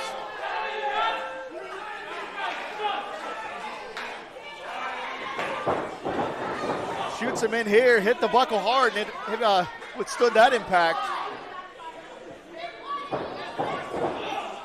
Castro showboated, ran into a back elbow. That may be the one chink in the armor of Castro. He checks all the boxes as a young athlete with potential in business, but his ego is the size of this building.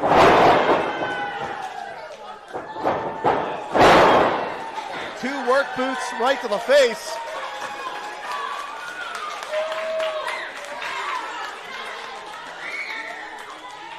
The handyman with that steel mill background. The late legendary Grandpap Lamato was a steel mill worker for some 35 years. And I believe that's why so many within this region of the United States can really identify with the handyman.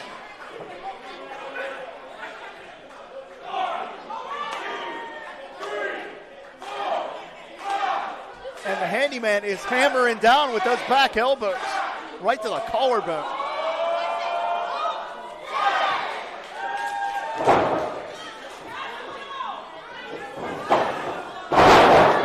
Bulldog here. This could be a short night for Castro. Got that right shoulder up. The handyman didn't quite have the weight evenly distributed, allowing Castro to kick out. Takes the powder to the outside. That's smart, breaking the momentum, but the handyman's going to pursue his opponent here. Castro didn't see him, but he does now.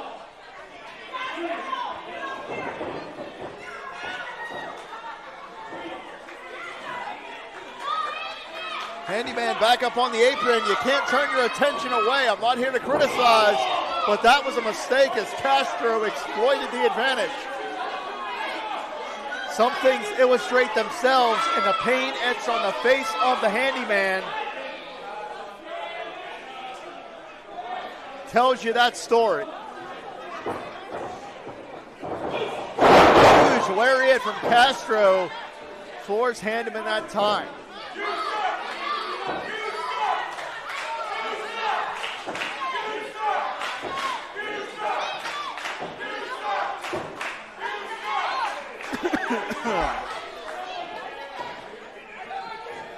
Ironically, Castro is not the worst person I've seen do that, but that's a whole other situation. Comes the line. Man, Castro was pinpoint on that one. Caught him right under the chin.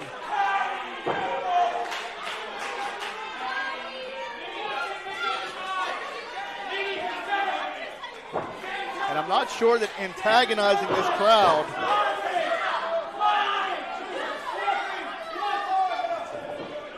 is wise for Castro. Handman is born and bred in that blue-collar nature, as we've said. He doesn't need any extra motivation, but Johnstown may give it to him.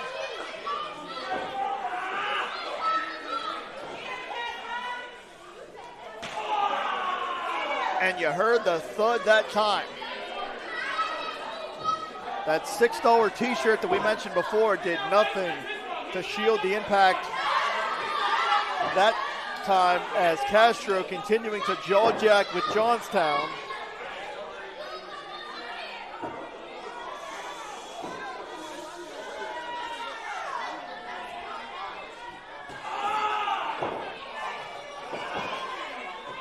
And again, I'm not here to criticize because Castro is ultra talented, but he is really taking the time to boast, to brag. He's going to work his way out of a victory is what he's going to do.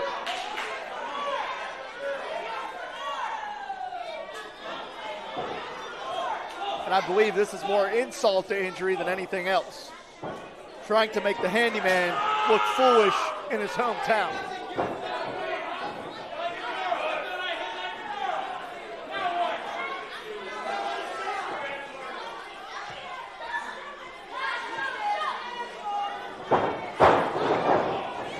Sam hit very, very hard that time.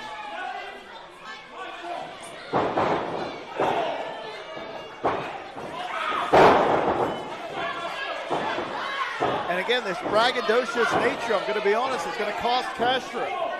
He's not following up. We've seen the talent, but I don't know about this game plan or this right here. You know what? I'm just going to say it. The level of competition here in the APWF, as you've seen all night here, is just too high. You're not going to win a matchup with a foot on the chest. It's just not going to happen, which is why the handyman is running back here. And Castro using that ponytail to take the handyman back down to the canvas.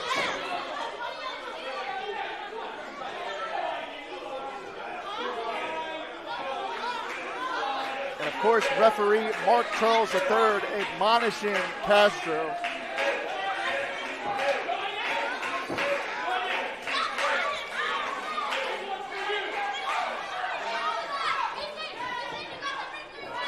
Going to try to cinch up the handyman here.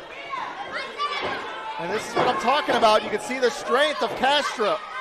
He's showing you all those characteristics he has as a talented young professional. It looks like 6 o'clock, and somewhere Anthony Kingdom James would be smiling about that one.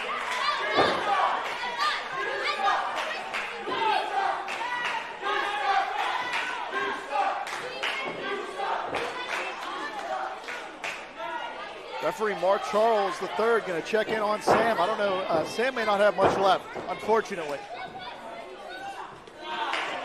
because he is being meticulously picked apart by the opposition here.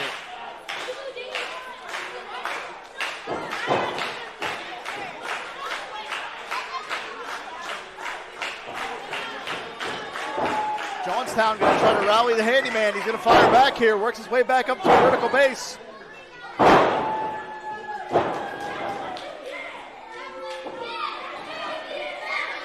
Could be going for that trademark double axe handle. Oh no, Castro caught him. Castro caught him. And planted him. Very lackadaisical cover. Again, things like that will not get it done in the APWF. There are no shortcuts. There are no easy matchups. It's just not going to happen. Bubba Brewer and APWF management put too much time and too much energy into bringing in top talent to this promotion. You're just not going to get an easy victory. It's just not going to happen. Sorry, pal.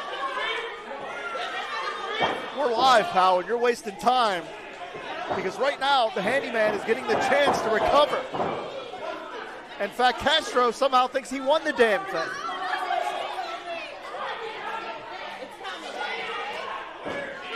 I'm not sure where Sam went at this point, but I can tell you for sure that Castro is not the winner of this matchup at this point.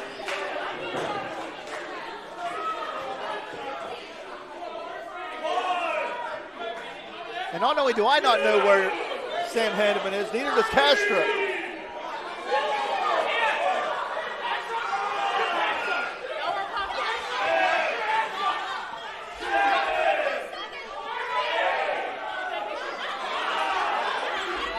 And I believe Castro just got himself counted out.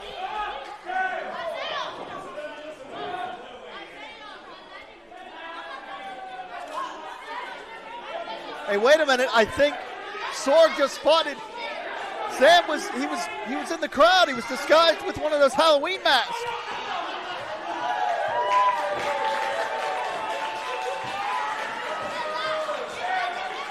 Was that a chicken mask or a duck mask? I can't tell.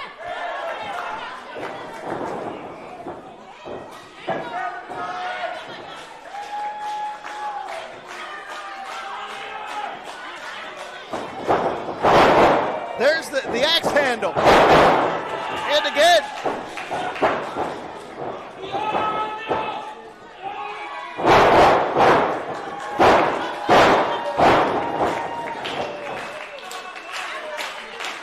What in the wide world of sports is going on in the castle?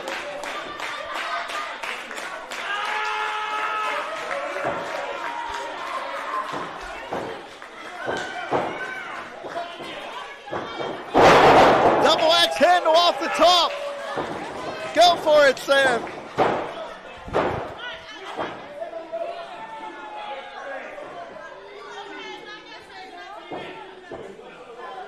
And now we've got the handyman questioning himself.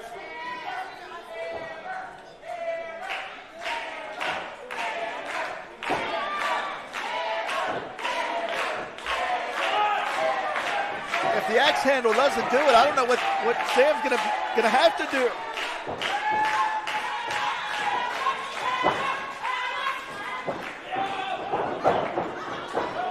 Castro shrugs him off.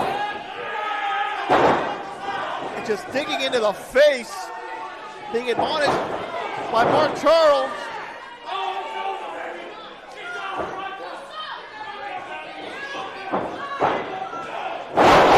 discus lariat may have taken Handman out of his shoes.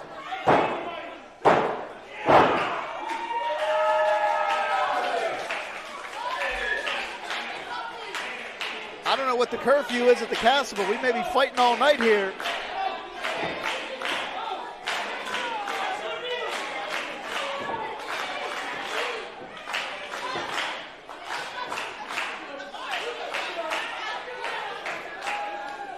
And Castro's answer may be able to take a high risk here. Going to leave his feet voluntarily, and he paid for it.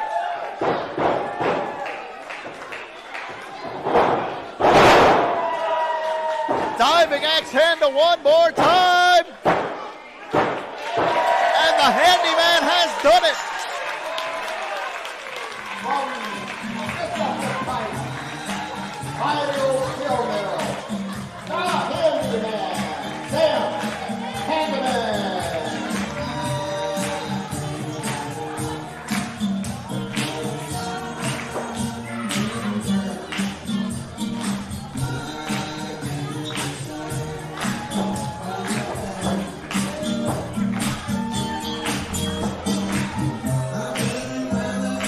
Give it up one time for the handyman.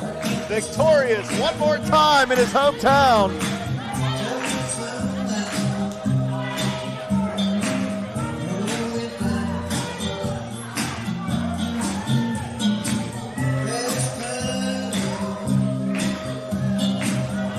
And thank you for joining us here live.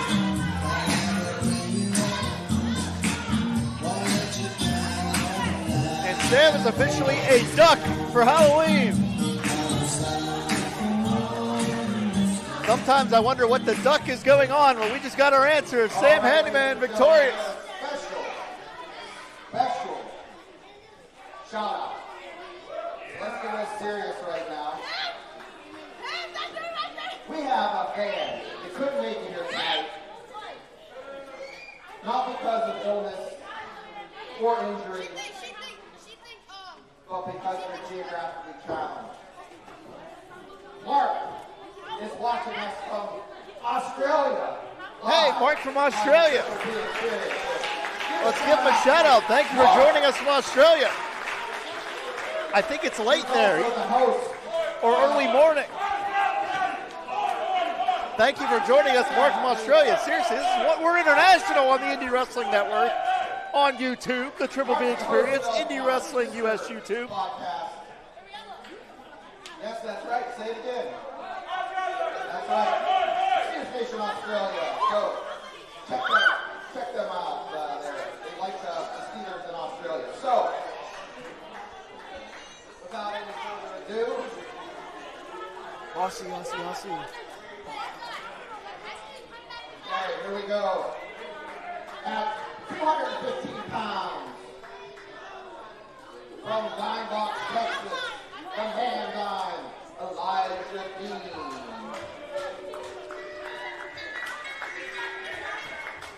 Making his Allied Powers wrestling debut. A true thoroughbred. The best of the best in the Steel City. The man-dime Elijah Dean, 25 years old, has checked all of the boxes. A prime talent, a prime athlete, who is regarded as one of the absolute best anywhere. A former International Wrestling Cartel Heavyweight Champion, a former Rise Wrestling Tag Team Champion alongside Zack Nystrom, a former AIW Tag Team Champion alongside Zack Nystrom. Quite frankly, Elijah Dean checks absolutely all of the boxes. Size, speed, agility, power. But the very same things could be said about Gorgeous Gregory, because the things that people were saying about Elijah Dean 3 years ago, they are saying about the potential of one Gorgeous Gregory right now. if there was ever a case of a top-tier talent like Elijah Dean seeing a reflection of his younger self in a wrestling ring, it would be this young man, Gorgeous Gregory, and that is why this is a matchup that I believe could steal the entire show here this evening at the Castle.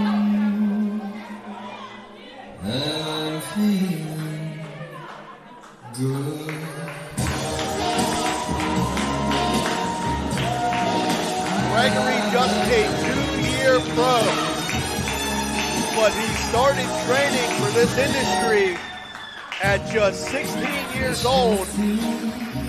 Gregory is a true example of a pro wrestling prodigy. Someone that was made from the ground up, built for success, born and bred to be a professional wrestler. But as I said, all of those same things can be said about Elijah Dean and were said about Elijah Dean in the early stages of his career.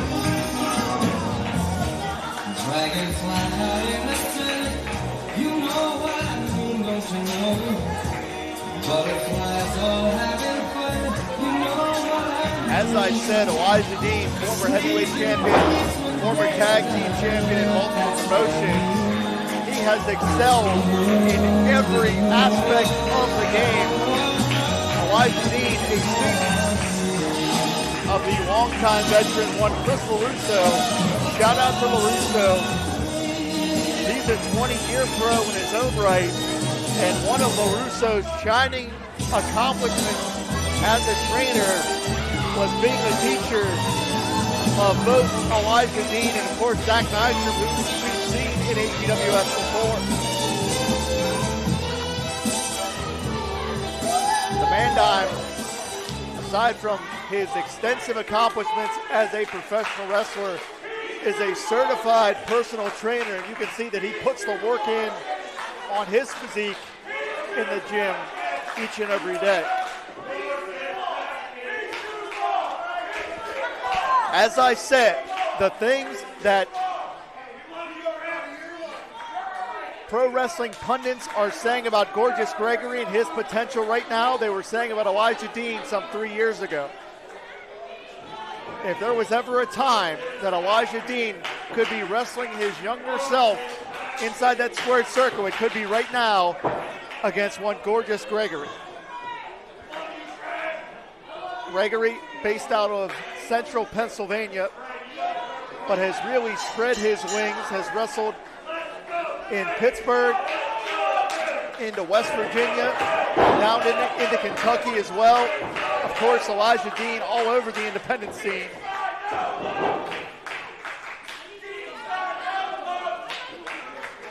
And with as talented as these two athletes are, we could be talking about this contest for a very, very long time. Collar and elbow tie-up gets a start. Side headlock from the Man Dime. And you can see that Gregory immediately looking for an escape. Shoots Dean off. And there you're seeing that mirror image, represented right there. Elijah Dean does have the experience advantage. Look for him to employ that here. Maybe playing some mind games here. Going to step out onto the apron.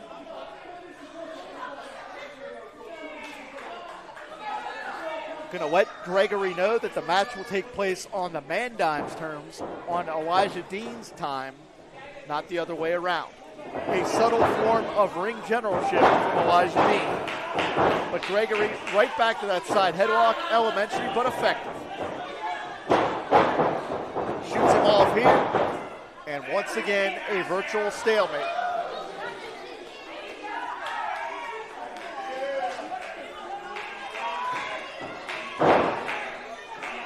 And I believe that right there was Gregory letting Dean know that he will not be intimidated.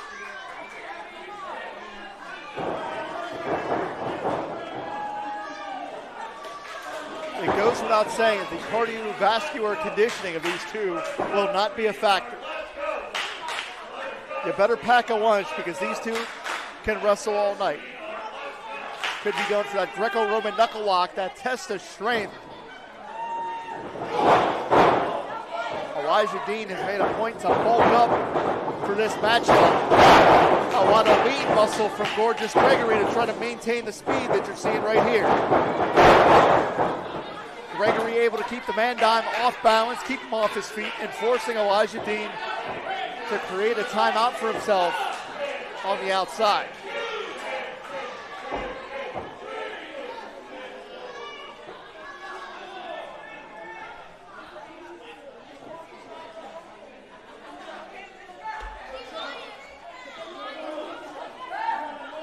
The man dime asking our official, one Pat Michael, to check Gregory again. I believe that's just, again, some mind games, trying to keep Gregory off balance, and that'll do it right there too. But Gregory ducks it, and this time rolls over the man dime. Very few guys can do that to Elijah Dean. Textbook snap suplex. And Gregory going to press forward here, going to press the advantage. Not going to allow the man dime to create yet another timeout. The youngster going to take the fight to the veteran.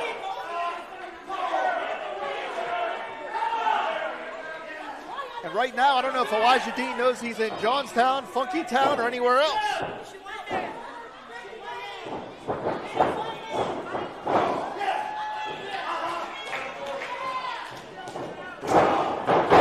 And there may be a brief mistake, some inexperience, because Gregory turned his back on Elijah Dean before he entered the ring. And Elijah Dean, like a shark, like a pit bull, going to go after that knee, and it could be that simple. That one mistake could completely change the direction of this matchup.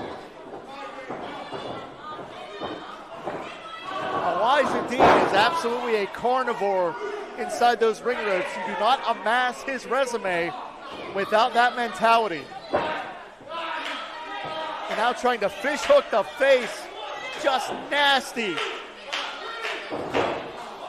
This may be the strategy for Elijah Dean to drag the young, gorgeous Gregory to rough waters, trying to rough up the young prodigy, gorgeous Gregory. And that left knee, excuse me, that left knee may be the chink in the armor.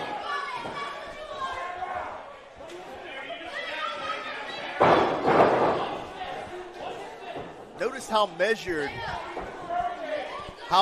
the approach is from the man dime. No wasted motion, very precise. Everything Elijah Dean does is designed to be the utmost effective that it can be.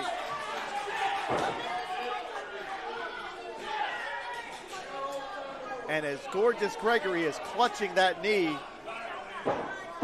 the man dime was grinning like a Kesher cat because he knows he has this one well in hand right now.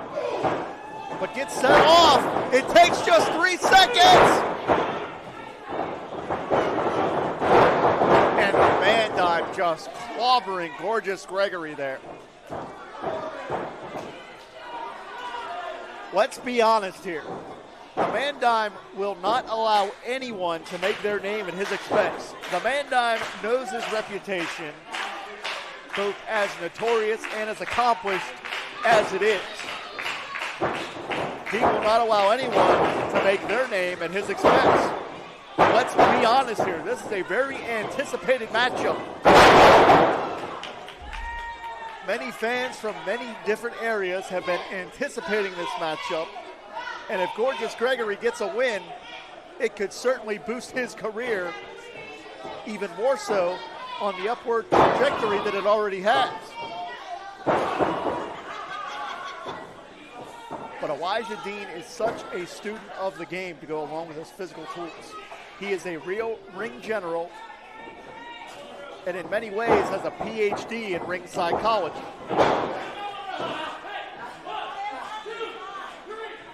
Like that right there, taking nearly all of the referee's 5 counts to try to asphyxiate gorgeous Gregory over that second rope there. And just standing on the knee, which has so many susceptible spots for damage there. The MCL, the ACL, the meniscus, the patella tendon could all be in jeopardy in that situation.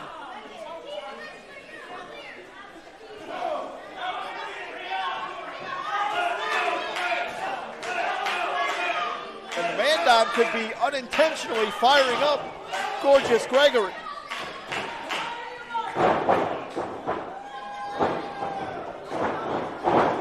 And Gregory's going to fire back.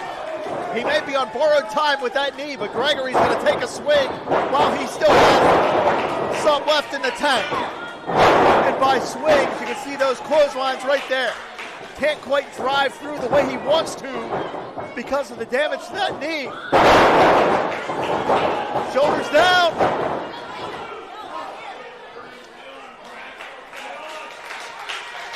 And you can see the determination etched on the face of Gregory. He can barely put any weight on that knee. Man Dime counters out. Gregory shrugs him off. Duck under here. Michinoku driver. Upset, upset. No. You don't get any closer than that. And Gorgeous Gregory could be inching closer and closer to the biggest victory of his young career.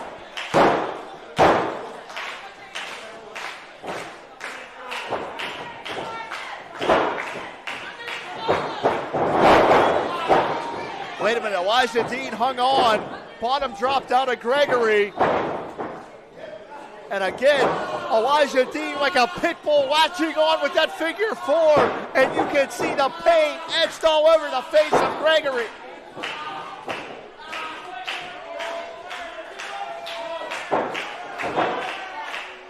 The agony shooting through the body of the youngster right here.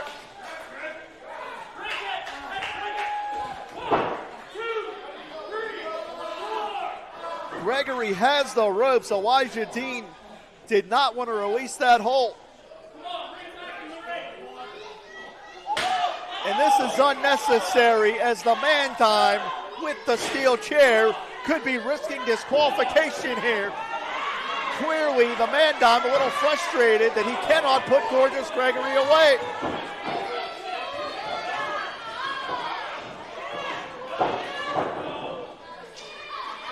And unfortunately, if Gregory waffles the Man Dime with that chair, he's going to lose this matchup.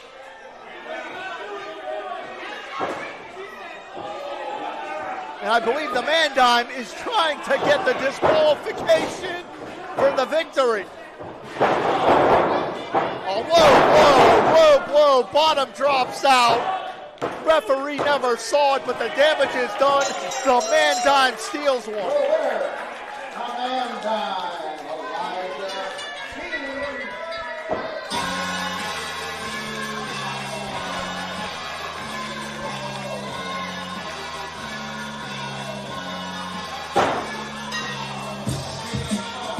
Living up to that notorious reputation, the bottom line is this: the Man Dime successful in his APWF debut.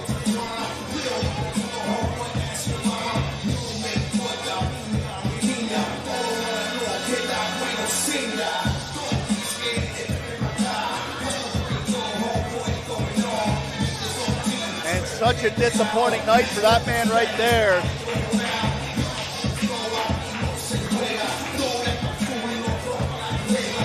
I have to think that Gorgeous Gregory will be a part of the plans for the APWF in 2025.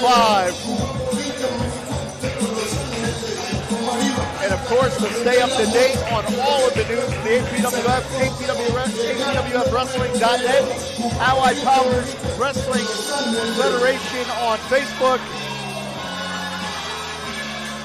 Bad Bubba Brewer, our boss, on Facebook as well for all the information as we roll into 2025 next.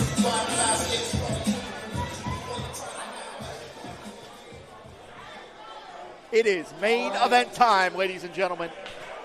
All right, all right. We have an announcement. We're going to pick a winner here. Got one out here.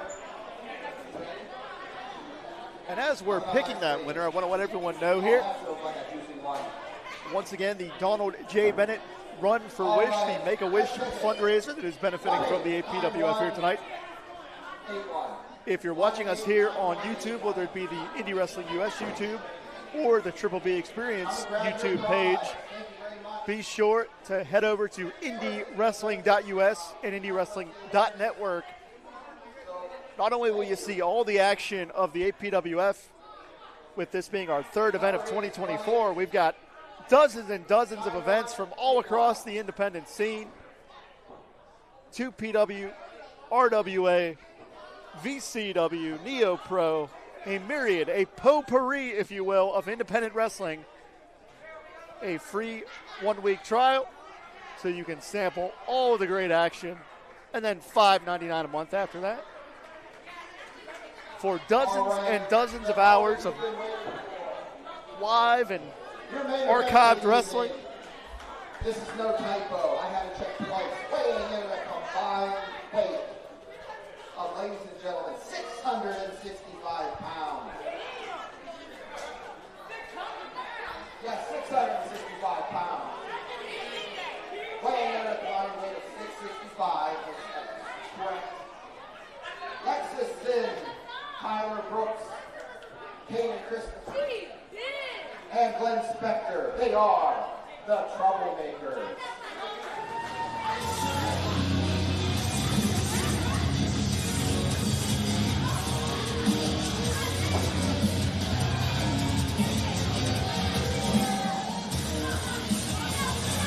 The true pro wrestling roughnecks, Kaden Christopher, Tyler Brooks, the proteges of the longtime veteran, the students of that man, one Glenn Spector. And let's not forget the savage Lexus Sin, the real wild card in this matchup. Lexus Sin, we saw her knock out Slammin Sammy with a high kick back in August. This may be a 6-man tag match, but Lexus Sin is the true wild card at ringside.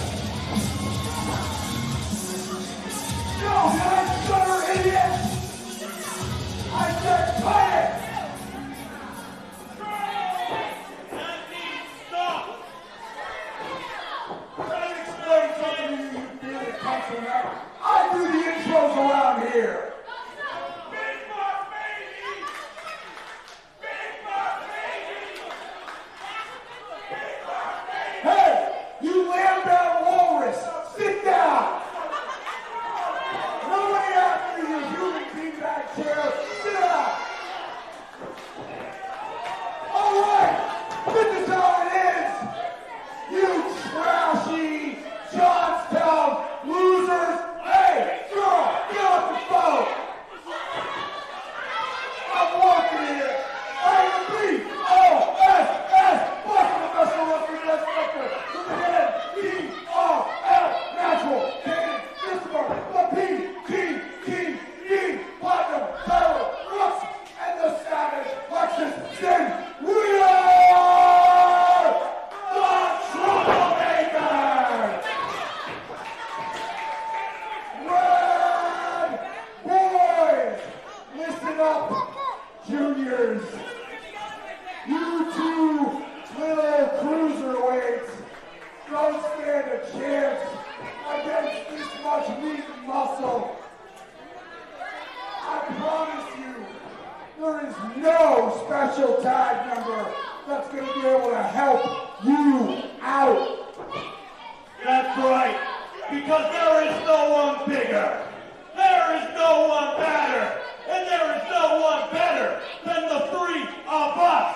And I promise you two bozos, you can't bring anybody in here who stands a chance against the Double Trouble. Well, the Rad Boys do have a mystery partner. It was not announced. Oh, we got one more thing to say.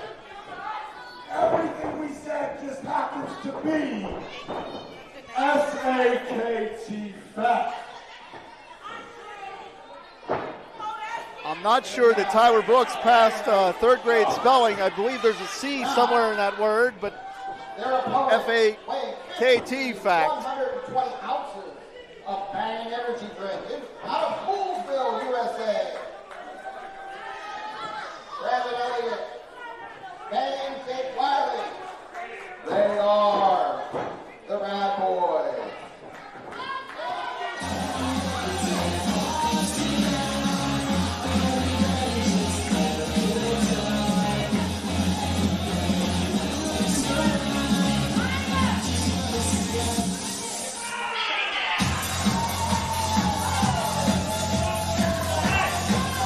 Braden Elliott, Jake Wiley, caffeinated to the gills and ready to go.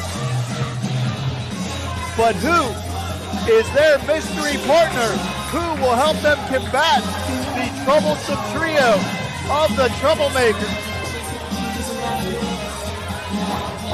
As I said, do not, hey, there we are, hello. I'm going to have to blame Braden Elliott when I need blood pressure medication because he snuck up on me and was running so fast. Those energy drinks will do that to you. And before we get our main event underway, once again, thank you for joining us. This has been the Allied Powers Wrestling Federation at the Nightmare Castle in Johnstown.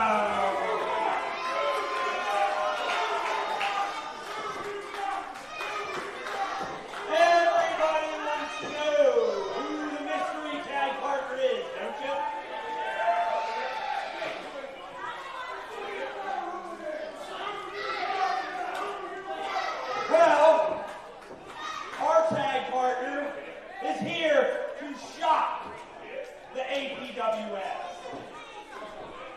Our tag team partner is none other than the Shock Master!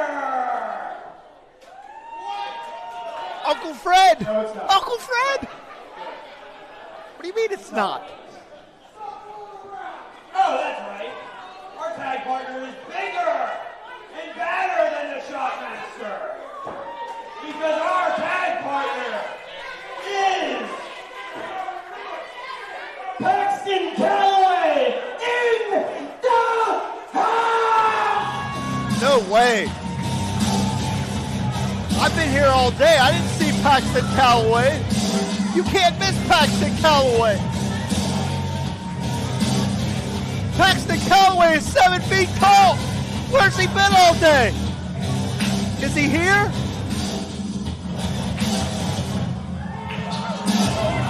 He is! A true and literal giant has answered the call, and Glenn Spector is losing his mind in the ring. Paxton Calloway,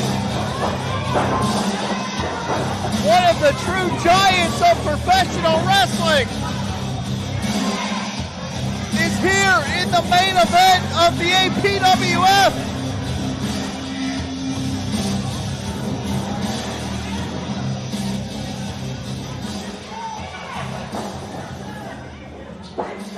Calloway is he's gigantic.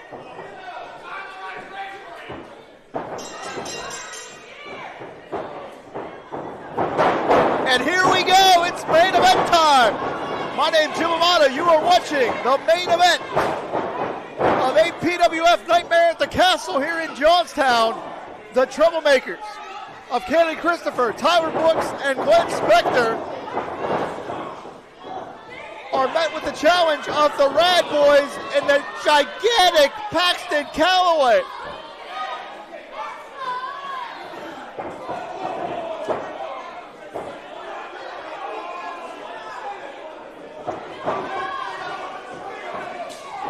Glenn Spector is a longtime veteran of professional wrestling, but I don't think he's ever been in the ring with someone as big as Paxton Calloway.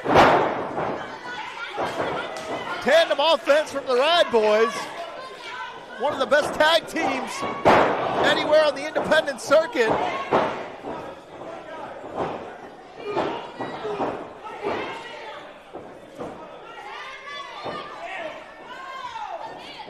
Look out.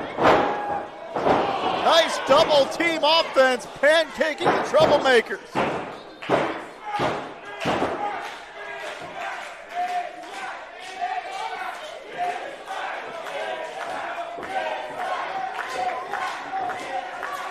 The size of Paxton Calloway is just scary. Exhibit A right there. Whatever Tyler Brooks had for lunch may be on the floor of this building pretty soon.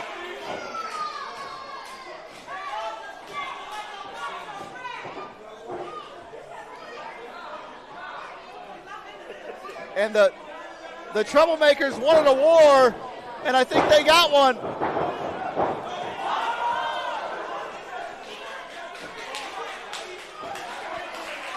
As Braden Elliott just took out everybody. Paxton Calloway's a damn skyscraper.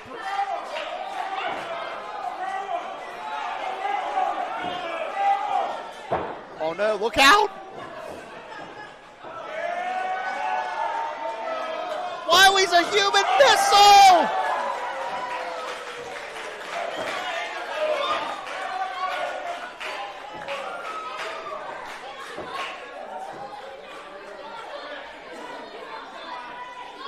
I hope the Troublemakers have good health insurance.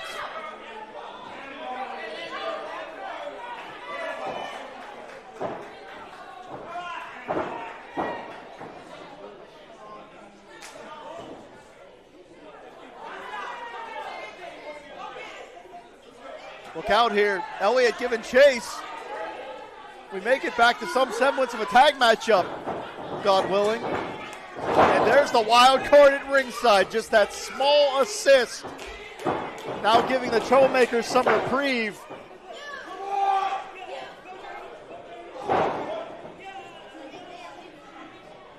And if the Troublemakers have any chance here, it may be isolating one of the Rad Boys in their corner. Because they've got Godzilla in the opposing corner.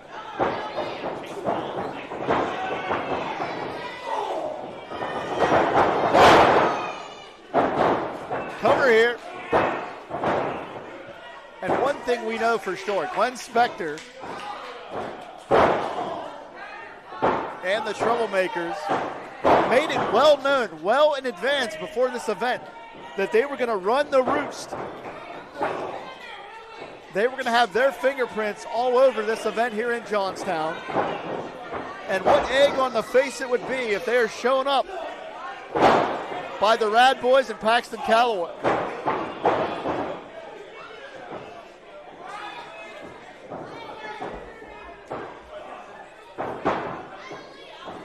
And this is really the MO of the Troublemakers because they work so well, considering that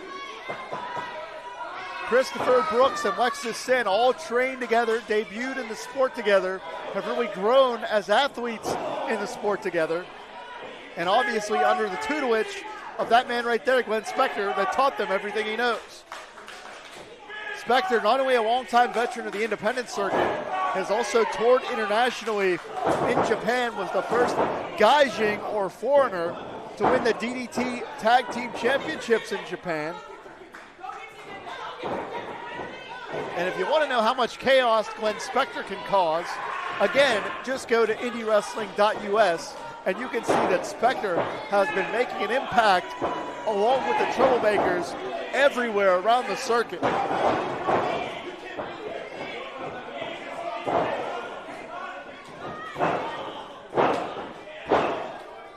And it's a good thing Mark Charles is wearing dark pants because having Paxton Calloway mad at you is obviously intimidating to say the least. Spector here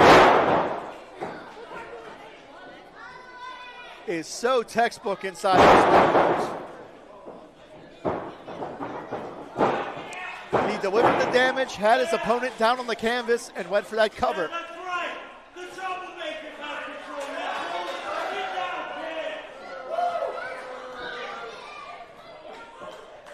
And look at the reach of Paxton Calloway. Spector has to keep Braden Elliott nearly in the center of the ring, otherwise Calloway may be able to make the tag. That is how long the wingspan is of one Paxton Calloway. Wait a minute, Cannon Christopher from the blind side trying to take Calloway out of the equation. And the one thing you can say here is that if Calloway is not on that apron, he cannot make the tag to legally get in this matchup. So they are inadvertently isolating Paxton Calloway, who is stalking Cannon Christopher like Jason Voorhees.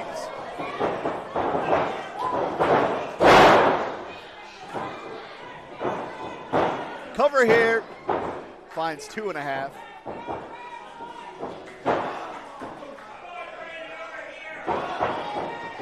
Elliott in a bad way here, in the wrong part of town, in the wrong corner. In comes Spectre, blindsides Paxton Calloway.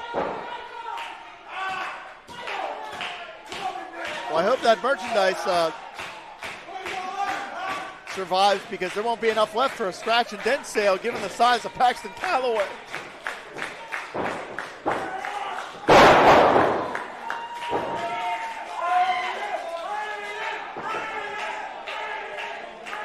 Braden Elliott going to try to make it to the corner.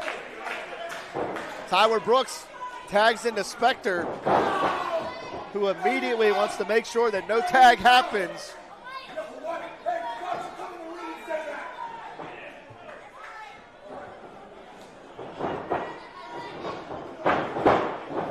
Man, Spectre is just a bully inside those ring ropes.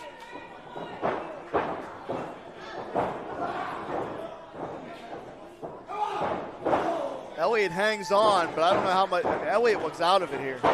He sustained punishment for the past several minutes.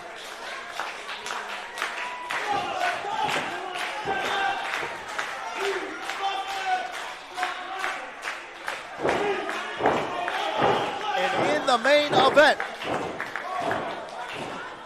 who are we going to see come out victorious here?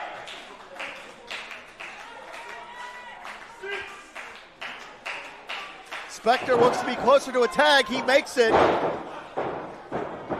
And like a bear trap on the ankle of Elliott. Cannon Christopher trying to halt the progress. Oh, man. That was a car crash. I don't know how long Elliott can fight off these odds, though.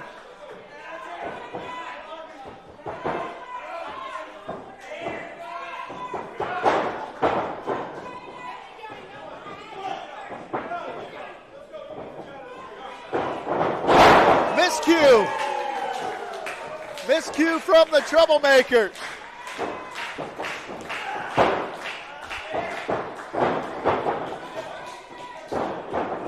Look out here. He got it. And Wiley is rolling.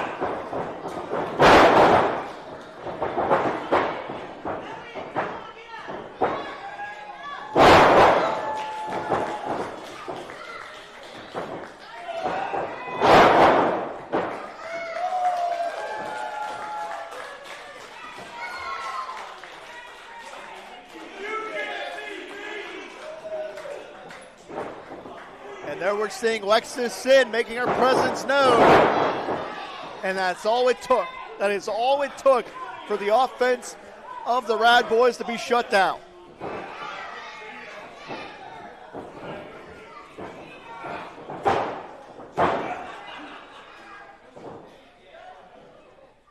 This one is wild. This one has broken down.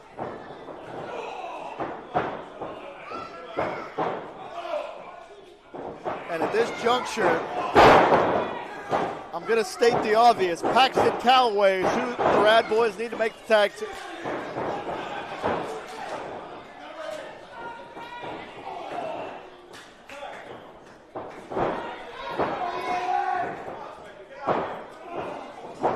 What strength from Christopher. And you can see how seamless the teamwork is of the Troublemakers. Paxton Calloway is seething on that ring apron.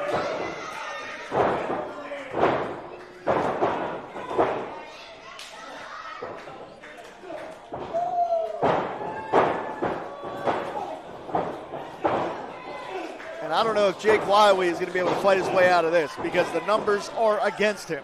Makes that tag. Mark Charles saw it. And I believe that Spectre and Christopher are going to have their lives flash before their eyes.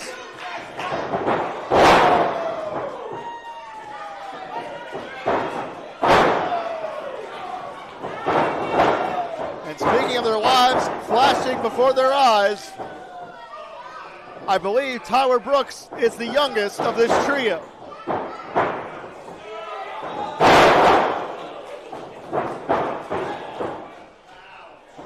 Cannon Christopher, such a tremendous athlete here. But even he is manhandled by Calloway. Spectre blindsided the big man.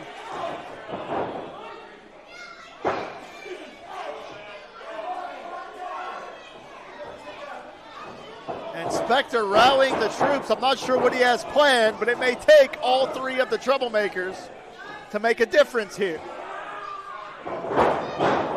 And Calloway just shrugged them all off. As he is swatting the Troublemakers with those bear paws that he calls hands.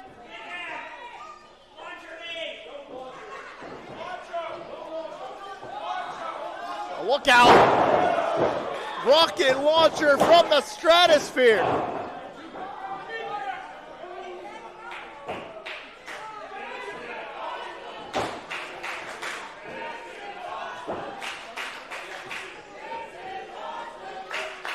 What in the world is going to happen next?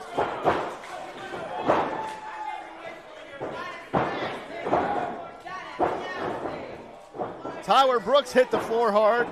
I wish I could tell you who's legal, but I lost track a long time ago. Oh, man.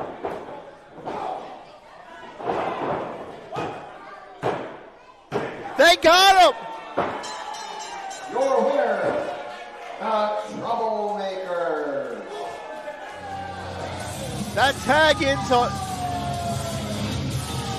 Jake Wiley was a mistake. Unfortunately, that tag is what allowed the Troublemakers to finish the job. It was anarchy. There was so much chaos, I didn't even realize that Wiley was legal. And like it or not, the Troublemakers have absolutely claimed their territory, claimed their turf here in the Allied Powers Wrestling Federation.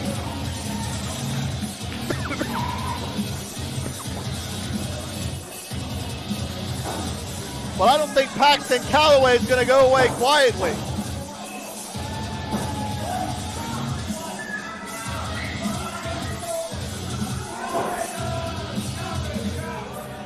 Hey, Glenn, turn around, pal.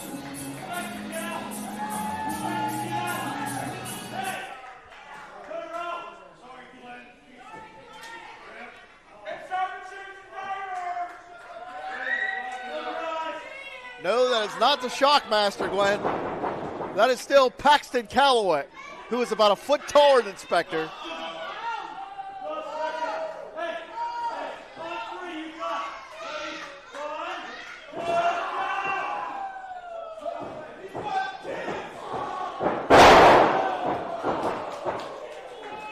I believe that is an exclamation point on what Calloway and the Rad Boys think of Spectre and the Troublemakers.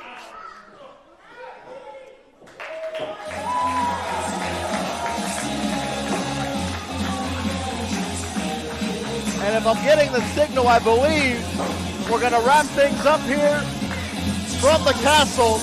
My name's Jim Amato for IndieWrestling.us for APWF. We will see you in 2025.